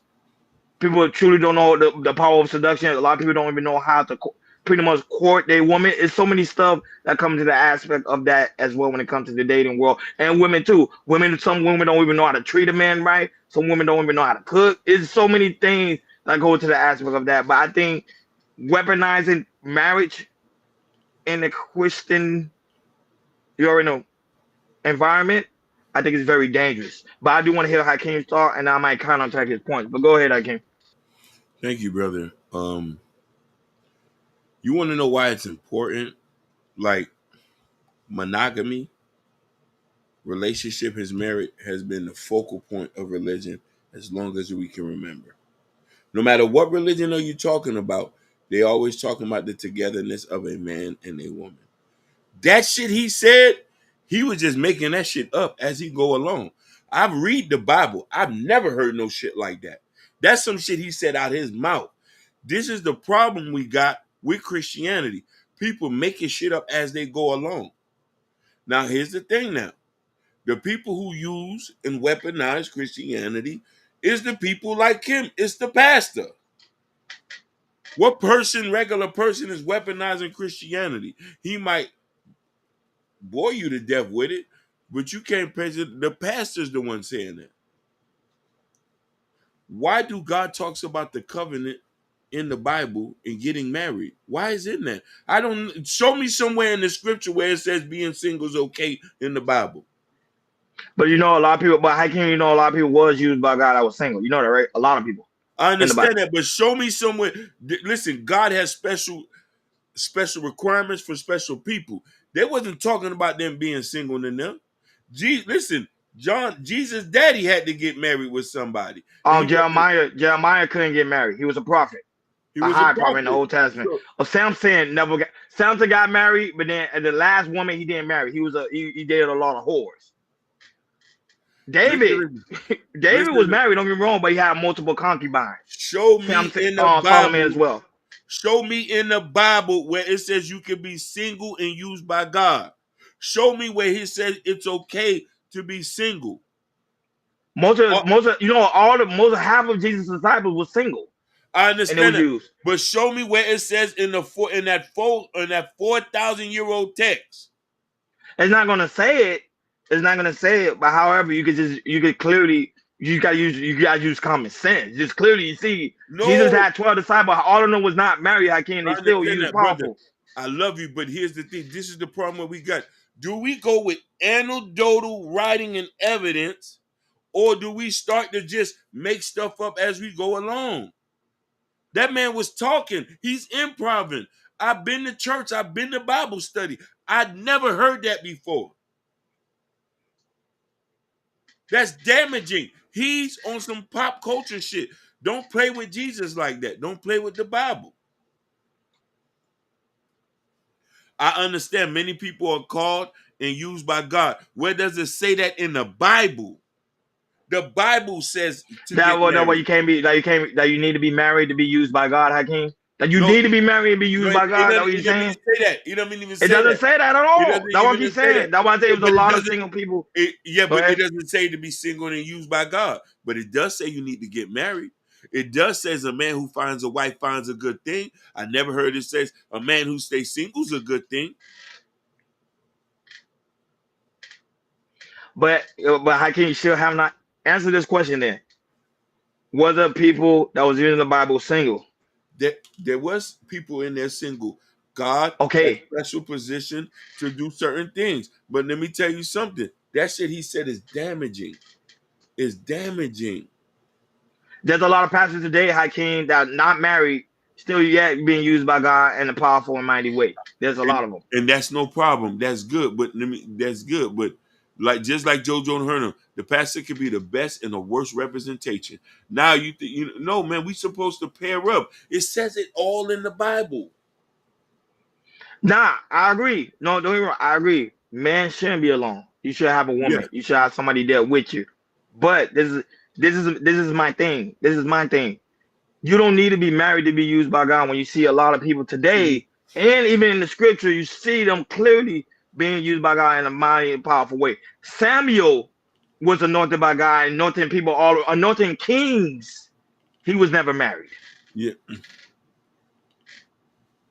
I already used Jeremiah as one. Mm-hmm. And I think Ezekiel as well. Ezekiel, another powerful one. Mm-hmm. I don't think he was married as well. He wasn't married. Now, Moses was married. Moses had, I think historically they say he had like 3 or 4 wives. He was married. Abraham was married.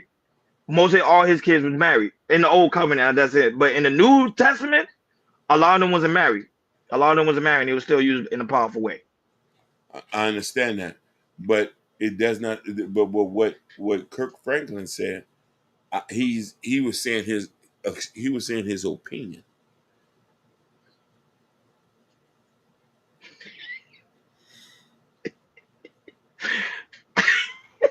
Hakeem, you have $1 right now. I know. And you could agree with something I'm saying, but he's still saying he's saying his opinion. Clearly, this man been in ministry over 20.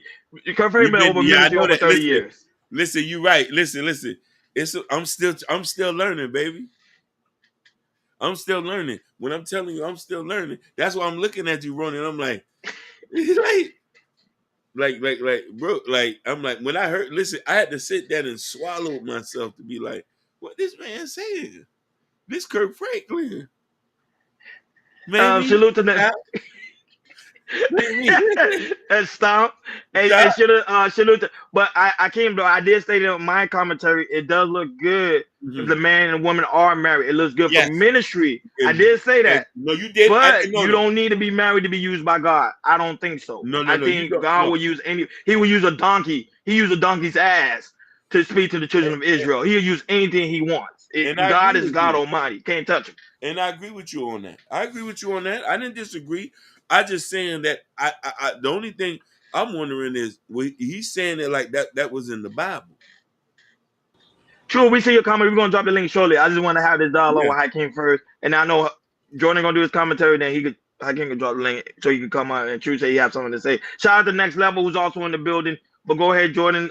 Your commentary, and then Hakeem can drop the link so True can come up. Yeah. It's might as well be quick and short. Like I said, when it comes to God, like I say, married or not, God can use you anywhere. If you're single or not, whatever. I think it's important and everything. With Kurt, to me, Kurt Franklin, I think he's doing that, trying to go viral. That's his mean, and he did that, and that's what he did and everything. Because some of the stuff he was sound like, I don't know, like necessarily was going with it and everything, you know. But I mean, I do agree with that. Western Christianity is being weaponized, you know, in the United States. You know, it's a big thing here. It's definitely a big thing here. But yeah, the stuff he was saying with that, you know, I mean, shout out to Kevin Newton. You know, he was on a podcast and everything. Yeah, I didn't know he was going. I didn't know he was going up with. I didn't know where he was going to with that. But when it comes to, like, you know, going to like black churches and everything, it is definitely not the same, because, like I said, a lot of men are not in the church no more, meaning that, you know, it's hard for women to get married because, you know, the preacher they speak now, you know, they're not speaking how it was back in the 90s and the early 2000s and everything. So yeah, that's my quick take on that. No, but Jordan, you gotta say so. Even the scripture, they say, God is doing a new thing. I forgot exactly what scripture says that. They say God is doing a new thing, and that's what's happening in this generation. This generation, God is doing a new thing, and marriage, to me, is not needed like it is before. Like, people are being used by God in a powerful and mighty way, and I clearly, you can clearly see it. You can clearly see it. Now, in the black churches, I agree. Black churches, they really force people to get married, and I think that's the issue. They're marrying people that's not compatible with each other. I think Mimi said that one time on Ashton Park. I feel like, if you're not compatible with the other person, why are you getting married with them? Why are you dating them? Y'all not compatible.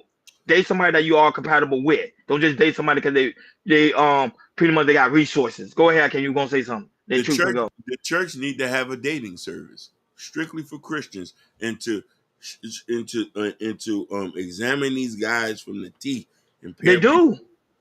Remember, most of the time, if you're dating somebody within the church, they tell you go see your local pastor, and he's supposed to evaluate you guys and make sure you guys are compatible. A good, healthy church, that is. Not all churches are good, but a good, healthy church, they normally have conferences where people will sit down with marriage licensed counselors, and they will literally talk and have conversations and say, okay, are you guys truly compatible? Does it make sense? Does he get you on a personal, and not only that, on a spiritual level? I do research on all these things. I would say it's good to be well taught and everything. So, but I think in this generation, Hakeem, they could care less about marriage. I'm just being totally honest with you. I agree with you. Go ahead, True. Hey, what's going on, Brodies? How y'all feel? Chilling, what's good? Yo, doing good. Go right ahead. Good. You know, when it comes to this word, that's first. That's my lifestyle. So I definitely wanted to come up and highlight y'all about this. So give me the rundown of the premise so I can make sure I can be accurate and correct when it comes to this Bible. I don't play games with that. Everything else. Go ahead and play the video game, Hakeem. Yeah, just play the video game for people that watch. I hear y'all talking, but I want to make sure before I say that person said something versus what y'all talking about. I want to make sure I'm correct. Natasha Vince saying your home church is a dating service. Some people they are. Go ahead. Yeah, it should be. Don't be no 30, 35-year-old single black woman and go to the family reunion. All the older women are going to do them. They're going to look at you and wonder, why you not married? Where your man at? Where your kids at? Like, it's a prerequisite for identity and value that if you don't have a man, if you don't have kids, that something about you is broken. Do you understand how dysfunctional these messages are? Yeah. and how we super spiritualize these messages. Paul said, but marriage is a necessary distraction. I have many friends that were in ministry at church, and the church has told them, if you're going to be in ministry, you can't be single. We're not going to let you work with the youth ministry if you're single. Yep. You can't do this if you're single. And so what people do, they quickly get married thinking that they're fulfilling God's will for their lives, but they are fulfilling man's dogma. You can be single and be used by God. You can be single and have purpose. Being married is not a prerequisite for God's hand on your life. It is not, but we've weaponized it. And then crucify people. Where my camera at? Right there. And then crucify people when those same marriages don't fail. There you go. That's the breakdown. So we were doing commentary on that. Go ahead, True. People, yeah, you know what? This world is so so messed up, man. It's not even funny. It's just it's truly amazing what's going on in these times right now. And like you know, this is why I encourage and stress people, you know, please build yourself a relationship with God through Jesus Christ, because it is so essential of what's happening right now. And all of this, all of what's going on right now is in my Father's word. It literally is literally been talked about, and it's happening right before our eyes. And it's astonishing. It's really astonishing. What he's talking about, I will say this emphatically. Sometimes people can be used in a situation that they don't even know what they're even about. Whether you're a child of God or not, you're still going to serve God, whether you want to or not. Whether you his child, you can bend your knees and sing praise with your head held high, and solidarity and thanksgiving and grace and happiness, or you can be on your knees with your head bowed because you're ashamed and you're trembling and you're in fear because you know what's to come. You know, the word of God says every knee shall bow, every tongue shall confess that Jesus Christ is Lord of all. And that's what's going to happen, regardless whether you think it's true or not. So let's deal with the situation when y'all was talking about, does somebody have to be married to be a pastor? That's basically what y'all was talking about, right? No, not to be pastor, but to be used by God. You have to be married to be used by God. And the aspect when it comes to the form of the church. Well, the church is I mean, the pastor is the one that's the leader of the church. No, not necessarily, because there's some people that do youth service. There's some people that do stuff with the kids. You know, different different roles in the church. Do you need to be married? All right, so my plain and simple question is you're talking about the leader of the church, or you're just talking about little things in the church? Which one? Little things within the church. Little things within the church. What Kurt Franklin was coming from was like little things within the church. He didn't say nothing too major. He said how we weaponize marriage in the Western Christianity. Okay. That you need to do certain things to be used by God. Go ahead. So I'm gonna answer what I saw in the video, and then I'm gonna answer you. On the video, he said people that actually have churches, which means they are pastors, they run their church, and then I'm gonna answer what you said. So the deal with is, if you want to be a pastor or bishop of a church, you have to be married. It's not a choice, and this is why it's important. Where they say that in the Bible? Where they say that in the Bible? I already got you, my brother. You know this is my life right here. Sure. Shout outs to my half brother, Diary of an Angry Mixed Black Man. Yeah, but shout out. I'm gonna get a suit just like you, brother.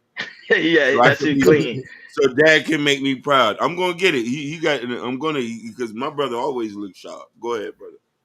All right. So I stress people emphatically. This is why I say, please build a relationship with God through Jesus Christ, where you know him as Father, and get into your word.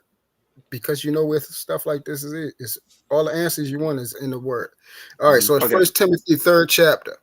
This is a true saying. If a man desires the office of a bishop, he desireth a good work. A bishop that must be blameless, the husband of one wife.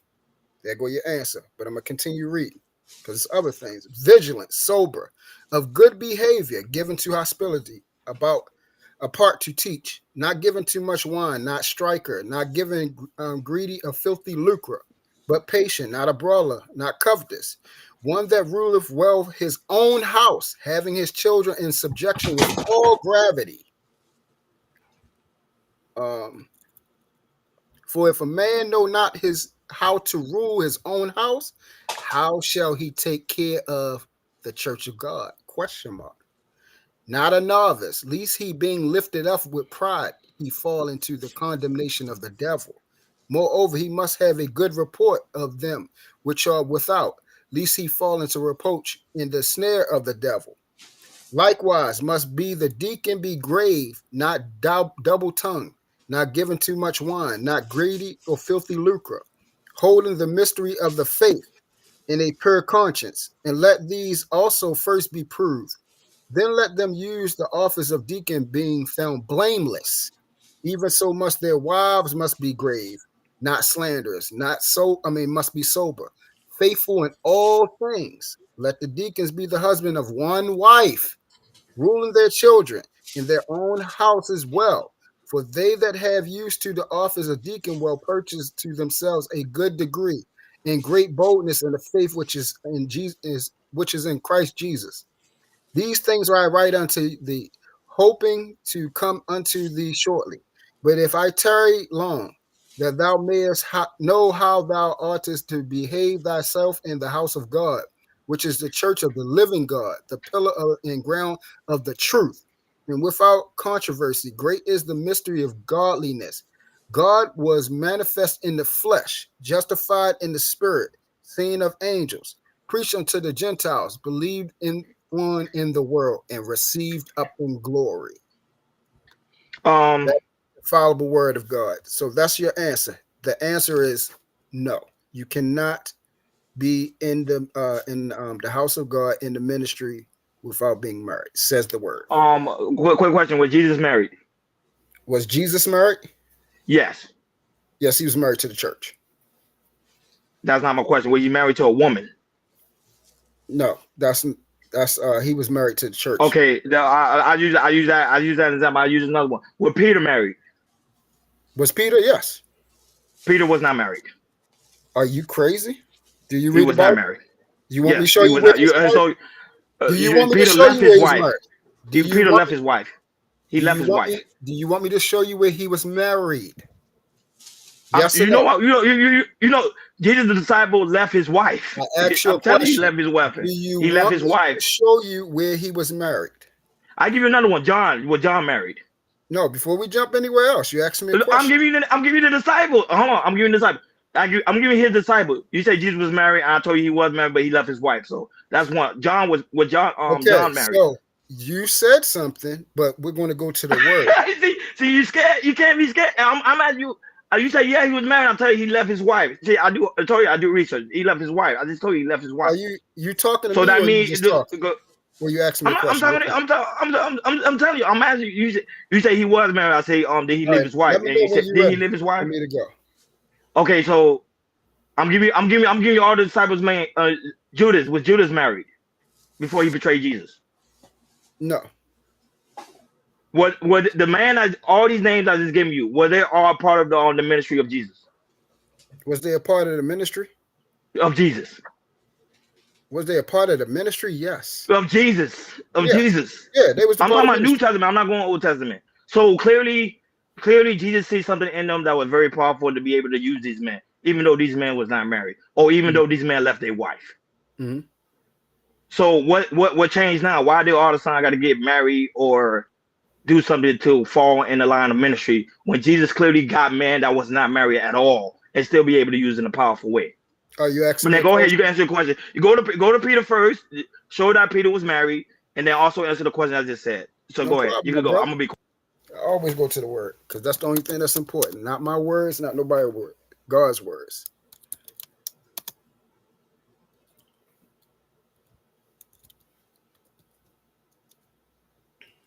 Oh yeah, and the Thoughts and Visits also say Paul was not married either, and he was still used by God. That's true. Paul was not married as well. But go ahead, True. I don't want to confuse you, but start with Peter first, and then you answer everything else. Go right ahead. The floor is yours. Literally, the floor is yours. Yes, sir. Matthew 8:14-5. And when Jesus was coming to Peter's house, he saw his wife's mother laid and sick of a fever, and he touched her hand, and the fever left, and she arose and ministered unto them. Okay. There go one. No, keep going. John. Judas. What? No, I'm saying John. You say that's the name. John, Judas. The Targets say Peter. Peter was never married. However, that one say he was on Peter. No, not Peter. Sorry, on Paul. Sorry, wrong one. Paul. Paul was never married, but yeah, he was still used by God in a powerful way. He actually built pretty much a lot of people say historically he built the Church of Jesus because he literally went outside of Jerusalem and went to foreign lands and preaching the gospel. All right, let me know when you finish. No, I'm just going. I'm done. I think it's the floor is yours. I'm just giving you the names. So John and Paul, all these men were not married, but yet they were still used by God. So explain that, how they were still able to be used by God even though they was not married. Go ahead and explain. All right. So earlier I said this is why we got to stay on subject. Earlier I said there are two types of questions that you're asking.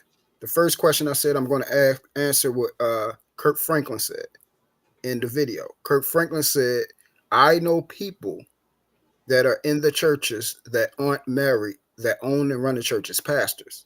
That's what he said to Cam Newton.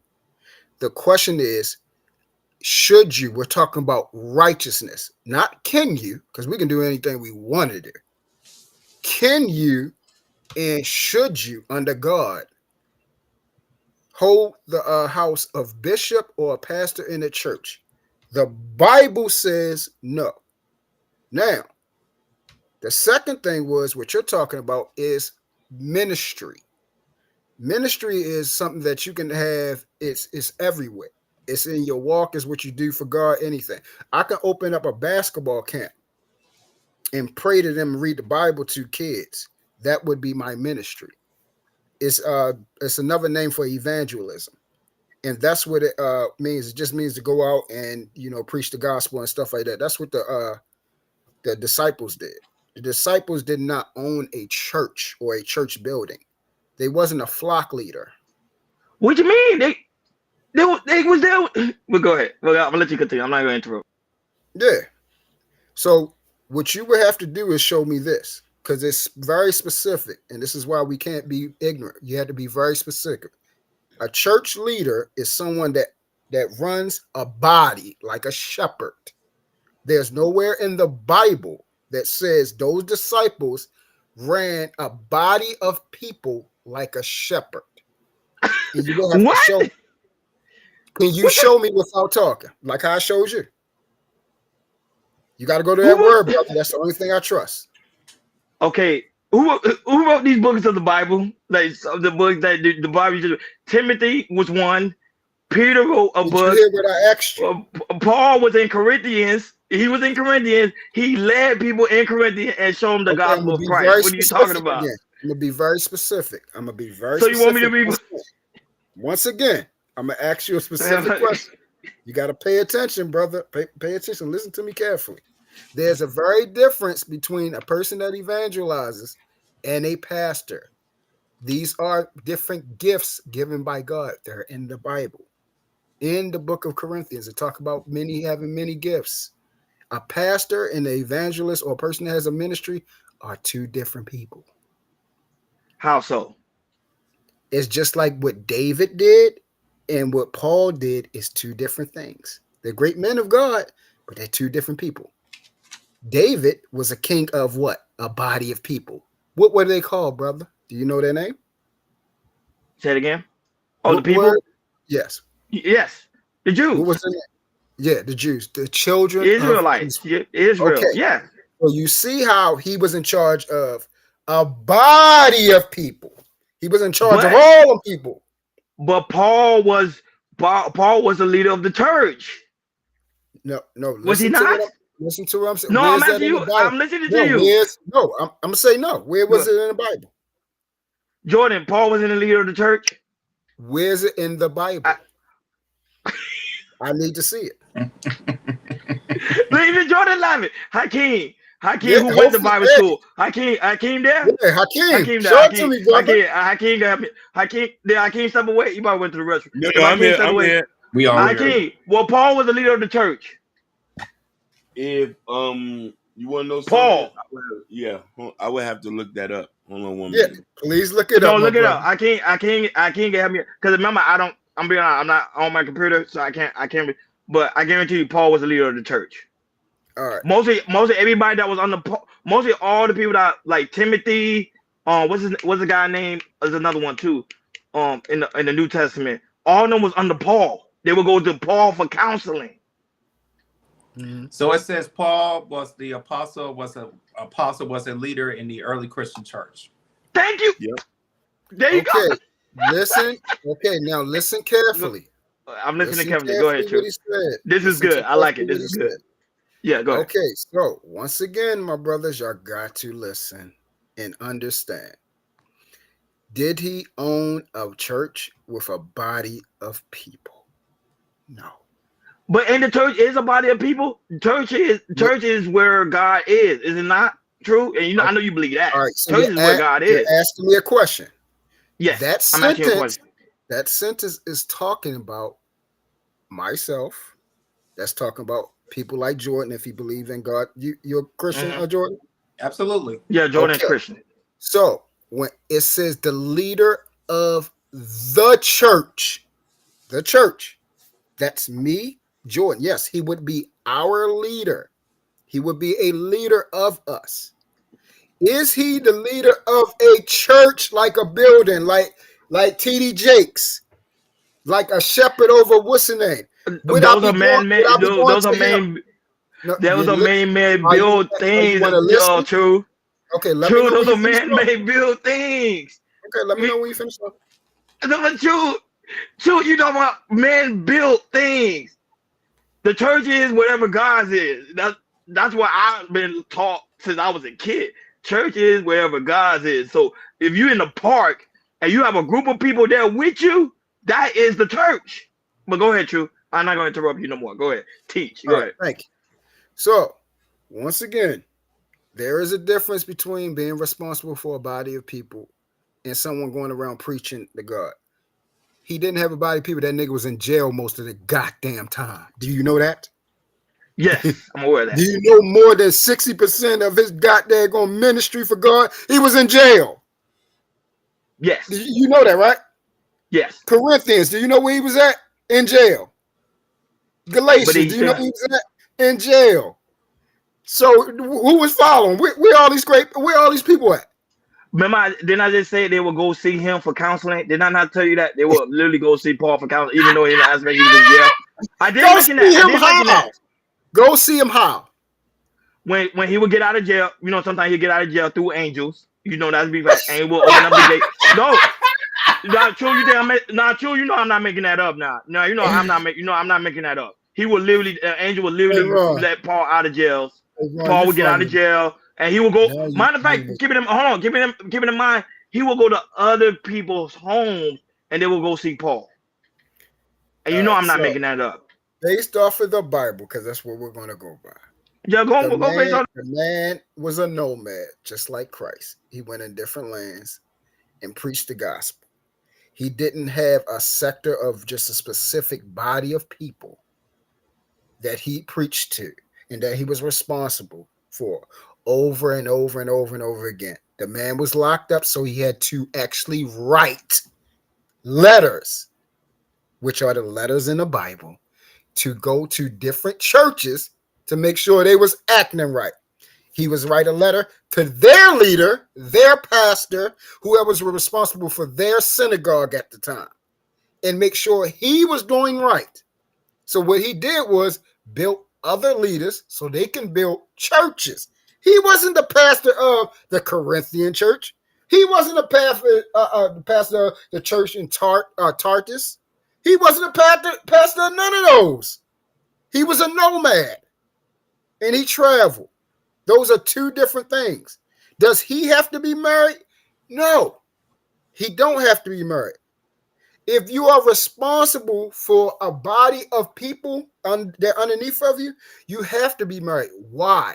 Because under you is going to be people that are married, and they need that guidance. They need it. They need to see that example. They need to see you walking with your wife. They need to see you loving your wife. We don't just see the pastor, we see the pastor and his wife. People don't take marriage counselors from single pastors. Yeah, they do. What? They got what's the name? What you talking about? I'm talking about majority of people. I'm not talking about minority. Okay. I don't deal with because they don't matter. They don't matter. That's very minute. We're talking about majority of people. When you hear marriage counselor, that man has a wife. Only a fool is going to say, I need marriage counselor, and you ain't even got a wife to depend on to take care of. You ain't got no kids. You ain't got no. You go home by yourself and beat your thing. And I'm going to ask you, how the heck can you help me deal with a fleshly, loving woman that need me? You can't teach me that. You can't teach me that. You're by yourself. You're by yourself. You cannot teach me that. That's why if you go in the beginning of the Bible, very rarely did you see any of those people ever talking about marriage back then. They ain't talking about no God. David wasn't teaching nobody how to be married. First and foremost, that man was an adulterer. What is he going to teach you about being a good Christian, loving, godly man of God that take care of your wife and children and all this type of stuff? That man ain't know nothing. All he knew was about, I'm gonna follow God, I'm gonna wreck stuff, and I'm gonna do it God's way.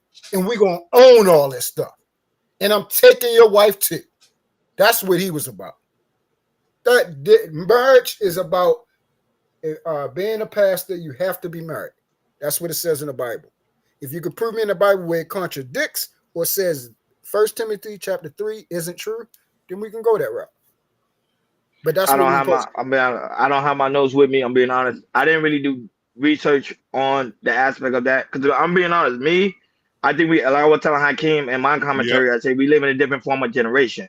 Generation is not doing the old traditional thing of man need to be married to run the church. A lot of people nowadays are running the church and they are single with no child.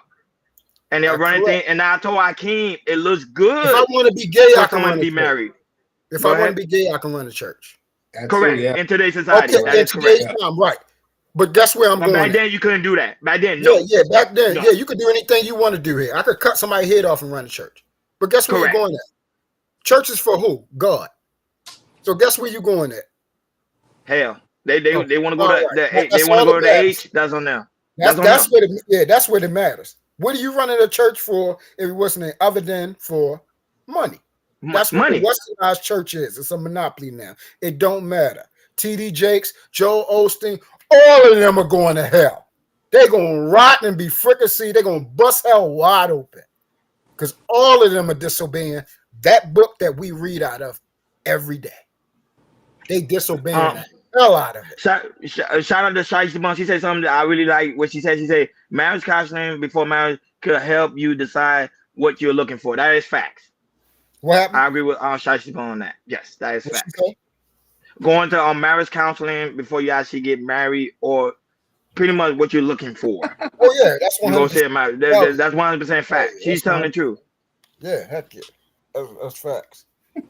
And well, your asses say, Jordan, are you sick of this ass? No, I'm not. Yeah, because Jordan is. He did things the right way. Jordan is married. When it comes to this, I like what Truth and Ronnie go at it. So I say, hey, I'm watching this. No, it's entertaining. Hakeem got quiet too. Shout out to the lovely Tequila is also in the building. Yeah, Hakeem got quiet too. But Hakeem, go ahead. Your family, the show's about to end soon. You ain't got nothing else to say, Hakeem? Go ahead. I got nothing else to say. Man, I ain't got time for Hakeem, man. How you went to Bible school and ain't gonna say anything?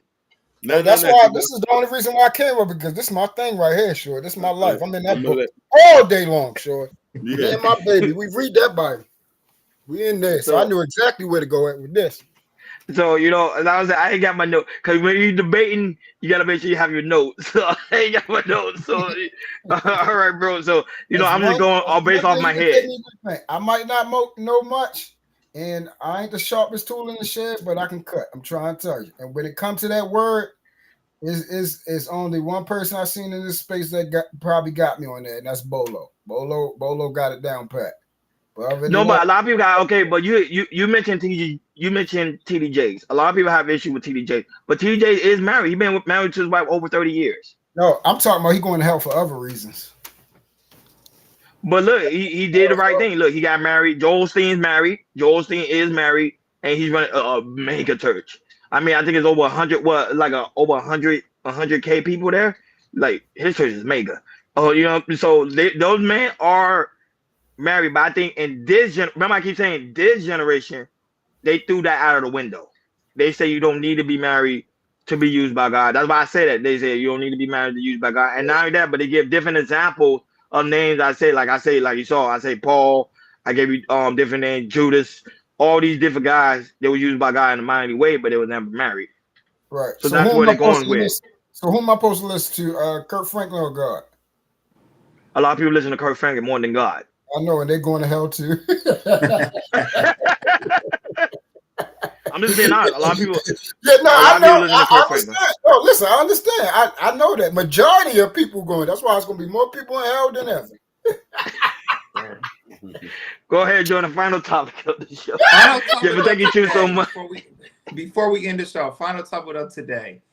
Oh, red lipstick. Red lipstick vibe. Good evening, guys. In chat. Red lipstick. I went on her show the other day. I was looking at her show because she do pre-recording, so I'll be over there sometimes checking it out. Good shout out to Red Lipstick Vibe. That's a good system. That's Baltimore right there, shorty. Baltimore. That is Baltimore. She is from Baltimore. Sir. Yes, sir. Yeah. I hope you're going for the Baltimore Ravens this year. But go ahead, Jordan. Final topic. Oh, you going for the Ravens? I want them to go. I love Lamar. I love Lamar. I mean, you know, Lamar's a humble guy. I love Lamar. I ain't gonna lie. I love Lamar. That's why and he's from Florida. And he's from Florida. He's a humble man. I don't know. He laugh at you. He's a humble man. That's a humble guy. I ain't gonna lie. I love Lamar. Yeah, shout out to Hurricanes, yo. Everything. Oh, she said no. She's not a Baltimore fan. Ravens suck. What? Oh yeah, no. I'm not a Baltimore fan either. That's what I'm about to tell you. Oh, okay. I'm from Baltimore, but I'm not a fan of Baltimore, shorty. Okay. All right. Let me get to this topic real quick before we end the show. So yes, this one I want to talk about. This is funny. So there was a man who has 4 kids.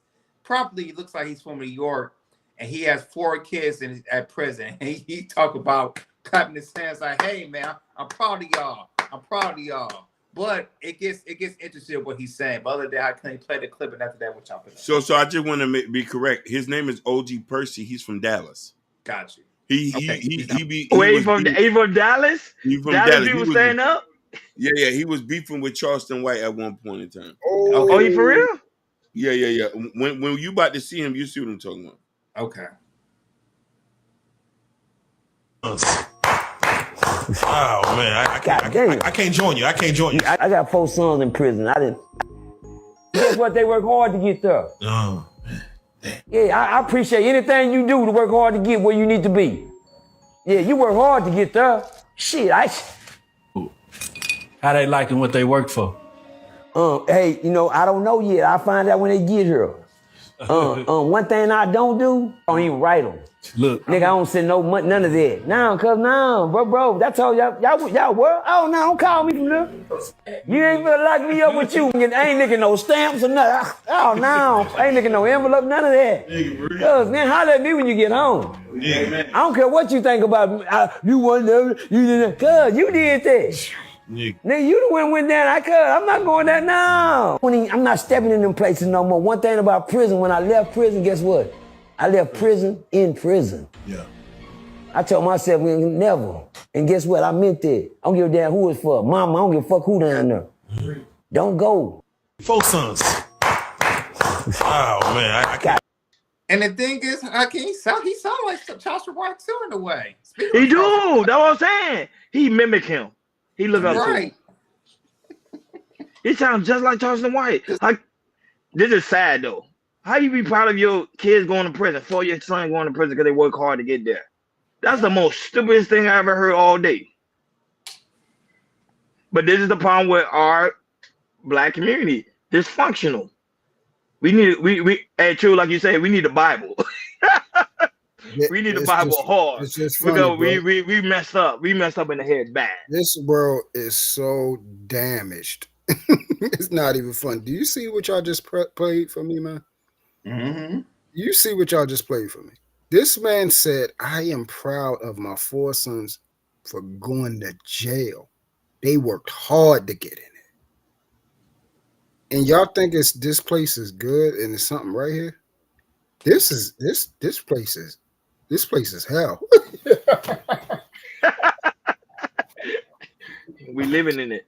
Hey, I tell you this, as a parent, I can never be proud. I often feel like I'm a failing father to have not just one, but 4 of my sons going to prison. You know, as a father, you know, it'll just hurt my heart, hurt my soul to see 4 of my sons, if I have kids, going to jail, in prison. You know, even if somebody do life 2 years, 3 years, 4 years, or 5 years, to me, I don't know what the hell that man think. For me, yeah, I just feel like I'm a failing father.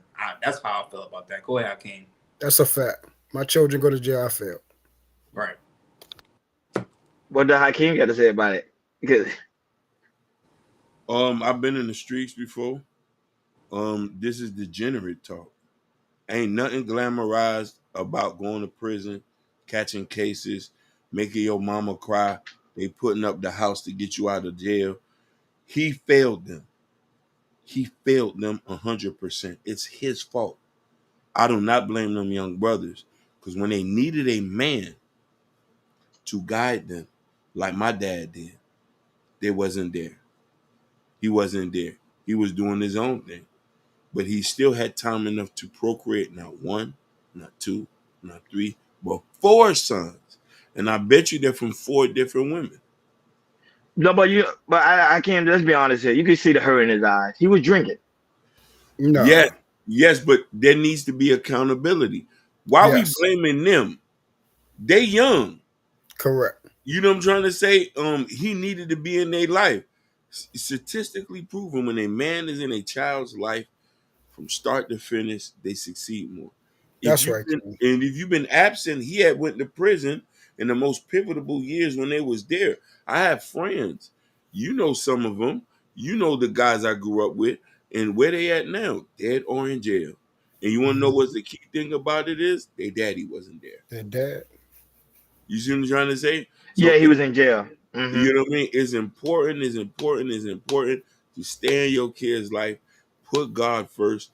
That's what we need to rebuild the black community. Not to say that we trying to do this with a single dad and a single mom. No. Our white counterparts, the Asians, they're not doing none of that. They ain't going through that. But for us, the conversation is being an individual, practicing self-preservation when community needs to be the thing. And that's why we're never going to go nowhere, because we practice self-preservation. We always think about individualism. We're so scared to pair up with people. This is why more kids going to go into prison. This is why more kids are going to not know what their sexuality is. Yep. This is why a lot of things are going due to the fact of a strong structure house. Talk to him, brother. Yeah, that was deep. I can't. That was deep, bro. That was a mic drop. Hey, brother, you talking to somebody who's volunteered at the Special Olympics. Me and Muhammad did Troubled Outreach Youth Program. I gave a presentation with him. So this is something we know for a fact, dealing with kids and gangs. I've sat here and had conversations with people, and time again, it was the same thing. Lack of mama, lack of father in the house. Sometimes you meet children with nobody in the crib, and grandma passed away, and they had to go to DCS. Dang. Man, that's sad. I don't like to hear stories like that. It's sad. The only person who took care of him was grandma. She passed away. DCF took him. The uncle took the house and the money that they left for the little boy. Wow. I'm telling you. Quick question, but quick question: why didn't number reach out to like the aunts? Or do they reach out to the aunts? Yeah, they try. They tried, but this the thing. This is why I say no. We need to get back together. We need to rebuild the house, we rebuild the house, and not spewing false narratives about the church, and stop making shit up as we go along. Thank you. You know what I'm saying? That's the biggest issue with church, and this is why we ain't back in church. I'm done. That's a fact. We got man. I keep going in. What? Man, Go ahead, True. What you saying? Everything he said is correct. That's the main thing. Mm-hmm. That's the main thing. We got to put God back in it. And we got to stop, like he said, stop making up stuff. Stop just because we're going into different time periods, different decades, technology coming, and because we can do whatever the heck we want to do, we start trying to change stuff and make things more creative for what? Profit and money. That's why we're dying, bro. We're dying. We're dying. Our children's dying. Our future is dying. And it's like nobody don't care. And that's the thing, like how you said earlier. Oh, well, a lot of people are doing it. That's the problem. Who are we going to follow, man or God? Which one? You're going to follow what he's doing that you know that the book he's reading out of says not to do? Or you're going to do what God, the book says versus and say, bruh, that's cool what you're doing over there, but guess what? You're reading out of the same book I'm reading out of. That ain't in there. I'm going to do what they say, okay? And I'll see you at the crossroad. I'm going to do this over there. I don't care how much money you making over there, because they ain't going to get me out of here. Oh, yeah, I'm going to do this over there. I want my family to grow good. I want my children to grow good and healthy. I want them to be happy mentally, physically, and spiritually, emotionally. So I'm going to do what this book says, because I've seen it. I've seen what a household look when an actual mother and father is healthy, and they raise 11 children. And they off the word of God, and them children are doing amazing. Wow. Phenomenal. All the dysfunction that we keep talking about, oh, it can't be, it can't. Why? Why do we have to have dysfunction? Why do we have to be mentally screwed up and slow and can't read and can't spell and can't write and can't count? Why do we have to be messed up? Why do our children have to be perverted and twerking and trying to have sex and doing all the most debaucherous and despicable and disgusting, perverse things? Why do we have to do that? Why we gotta listen to all the most horrible things? Why? Why we can't have different? You know what them Chinese kids, bro? And I'm gonna leave it as, you know what them Chinese kids are doing right now? 4 and 5 years old. They building. Oh yeah, they studying. They studying. Yeah, they building. They studying. They studying. I was saying, man, I can't literally had a conversation about that. Yeah, we did. Go to Chinese TikTok. I've stumbled there, all about mathematics, science, tech, and everything. Man, I can't talk about that. Like, and I even told people that the women. This is why I get so mad at the black women. Don't get. I love black women. I love them. I date them. I love them. They are so educated. I be like, use that education power. Feed it to the kids. They don't want to. And they don't want to. That's why I get upset. I be like, y'all so educated. Feed that to the kids. Damn kids. So not they got so much wisdom, so much understanding. Feed it to the kids. They don't do a damn thing. And they want to blame everybody, the system and the black man. As long as they got two things to blame it on, they're never going to change. And the reason why they're never going to change, because the system that they're in does not make them change. It's not going to happen. So we have to individually do it inside our household. You have to stand your ground and say, look, you want me to marry you? You're going to be with me? We're going to do things the right way, whether you want to or not. That's the law in here. And we're going to do it God's way. You with me? I ain't going to lie to you. God's way. Joe, you preaching the gospel. I ain't going to lie. That was it. Thank you so much for your commentary, especially with the Kurt Franklin. That was it, because when we clip it up, you never know who you may reach. That always tell people. I always tell I came to join you. Never know who you may reach. You might see that one person. They might see the show, click on it, that one view, be like, man, you changed my life. You know what I'm saying? So you never know. That's what I'm saying. Like, these type of dialogues we need to have, and we need to continue to have. That's why y'all don't really see me too much on. I told you, y'all not gonna see me too much on panels, because I think too much false information is getting out there and destroying the world. It literally is, and I don't want to be a part of that. Go ahead, Akin. So also remember this: we're not money hungry here. This is why we talk about things like this. Yeah. People who are money hungry and chasing views, I know God is going to deposit something in each one of our bank accounts by us just doing the right thing. So I'm not here to chase money for the Me wrong either. reason and do the wrong type of content that does not lead us nowhere.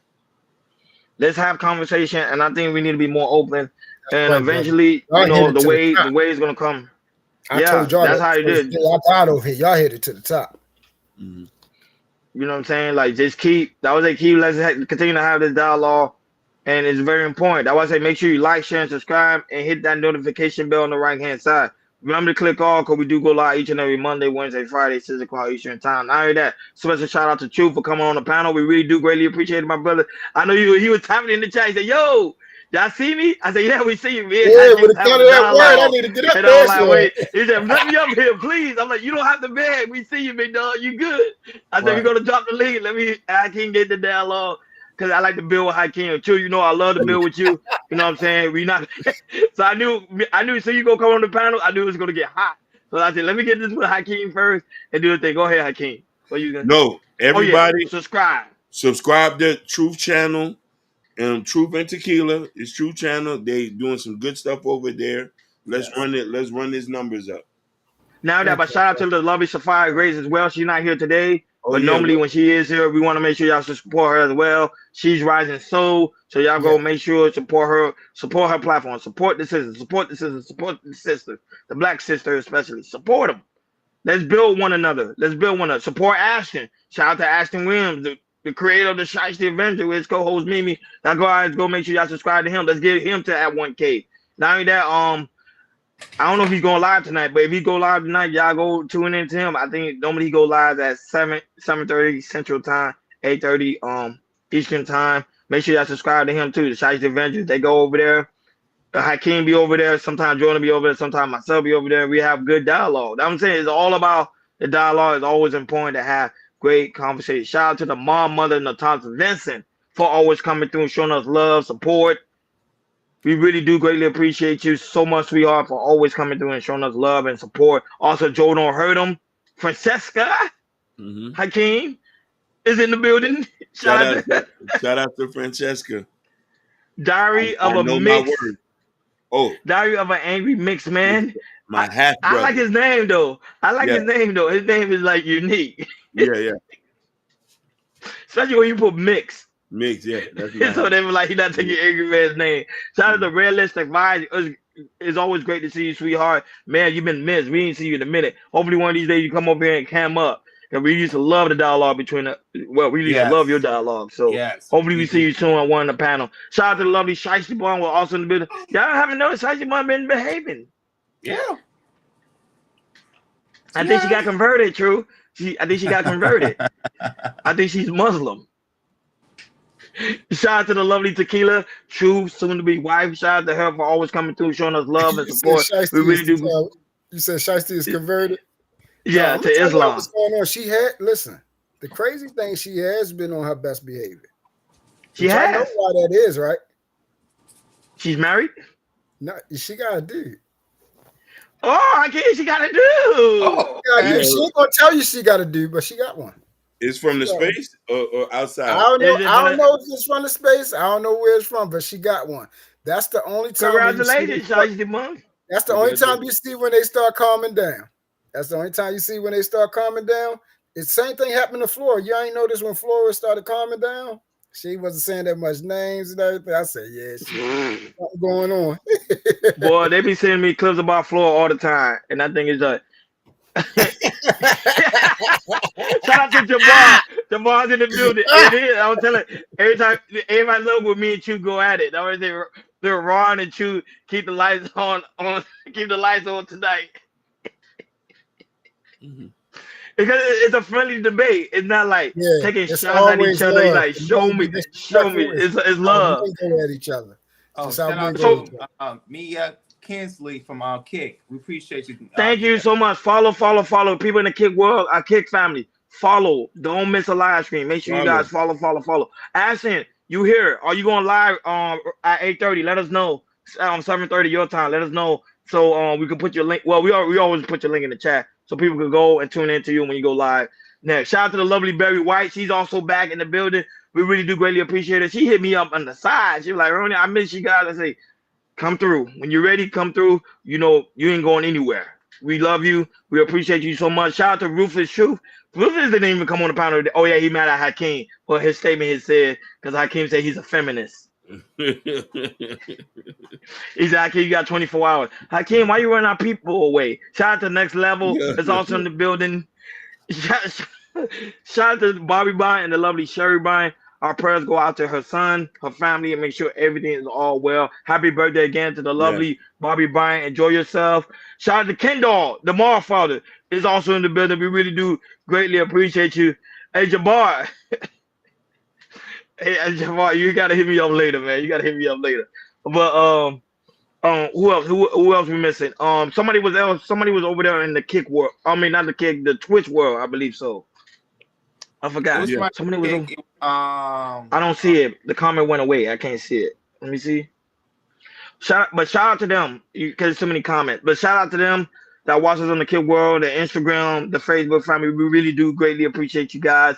Guys, it's also very important that. And shout out to No Chaser, man. No Chaser, go back and watch the replay and always leave a comment, man. That boy is the truth. Shout out to White High too as well. White High, we really do greatly appreciate you, Mr. Muhammad. You guys are amazing. Joe don't hurt them. Amazing people. Amazing people. Amazing people. Guys, it's also very important that you go to KI Culture Radio Community tab. I don't need to say that anymore. Guys, you don't need to give a KI Culture Radio Community tab. Now it's in the description. Yep.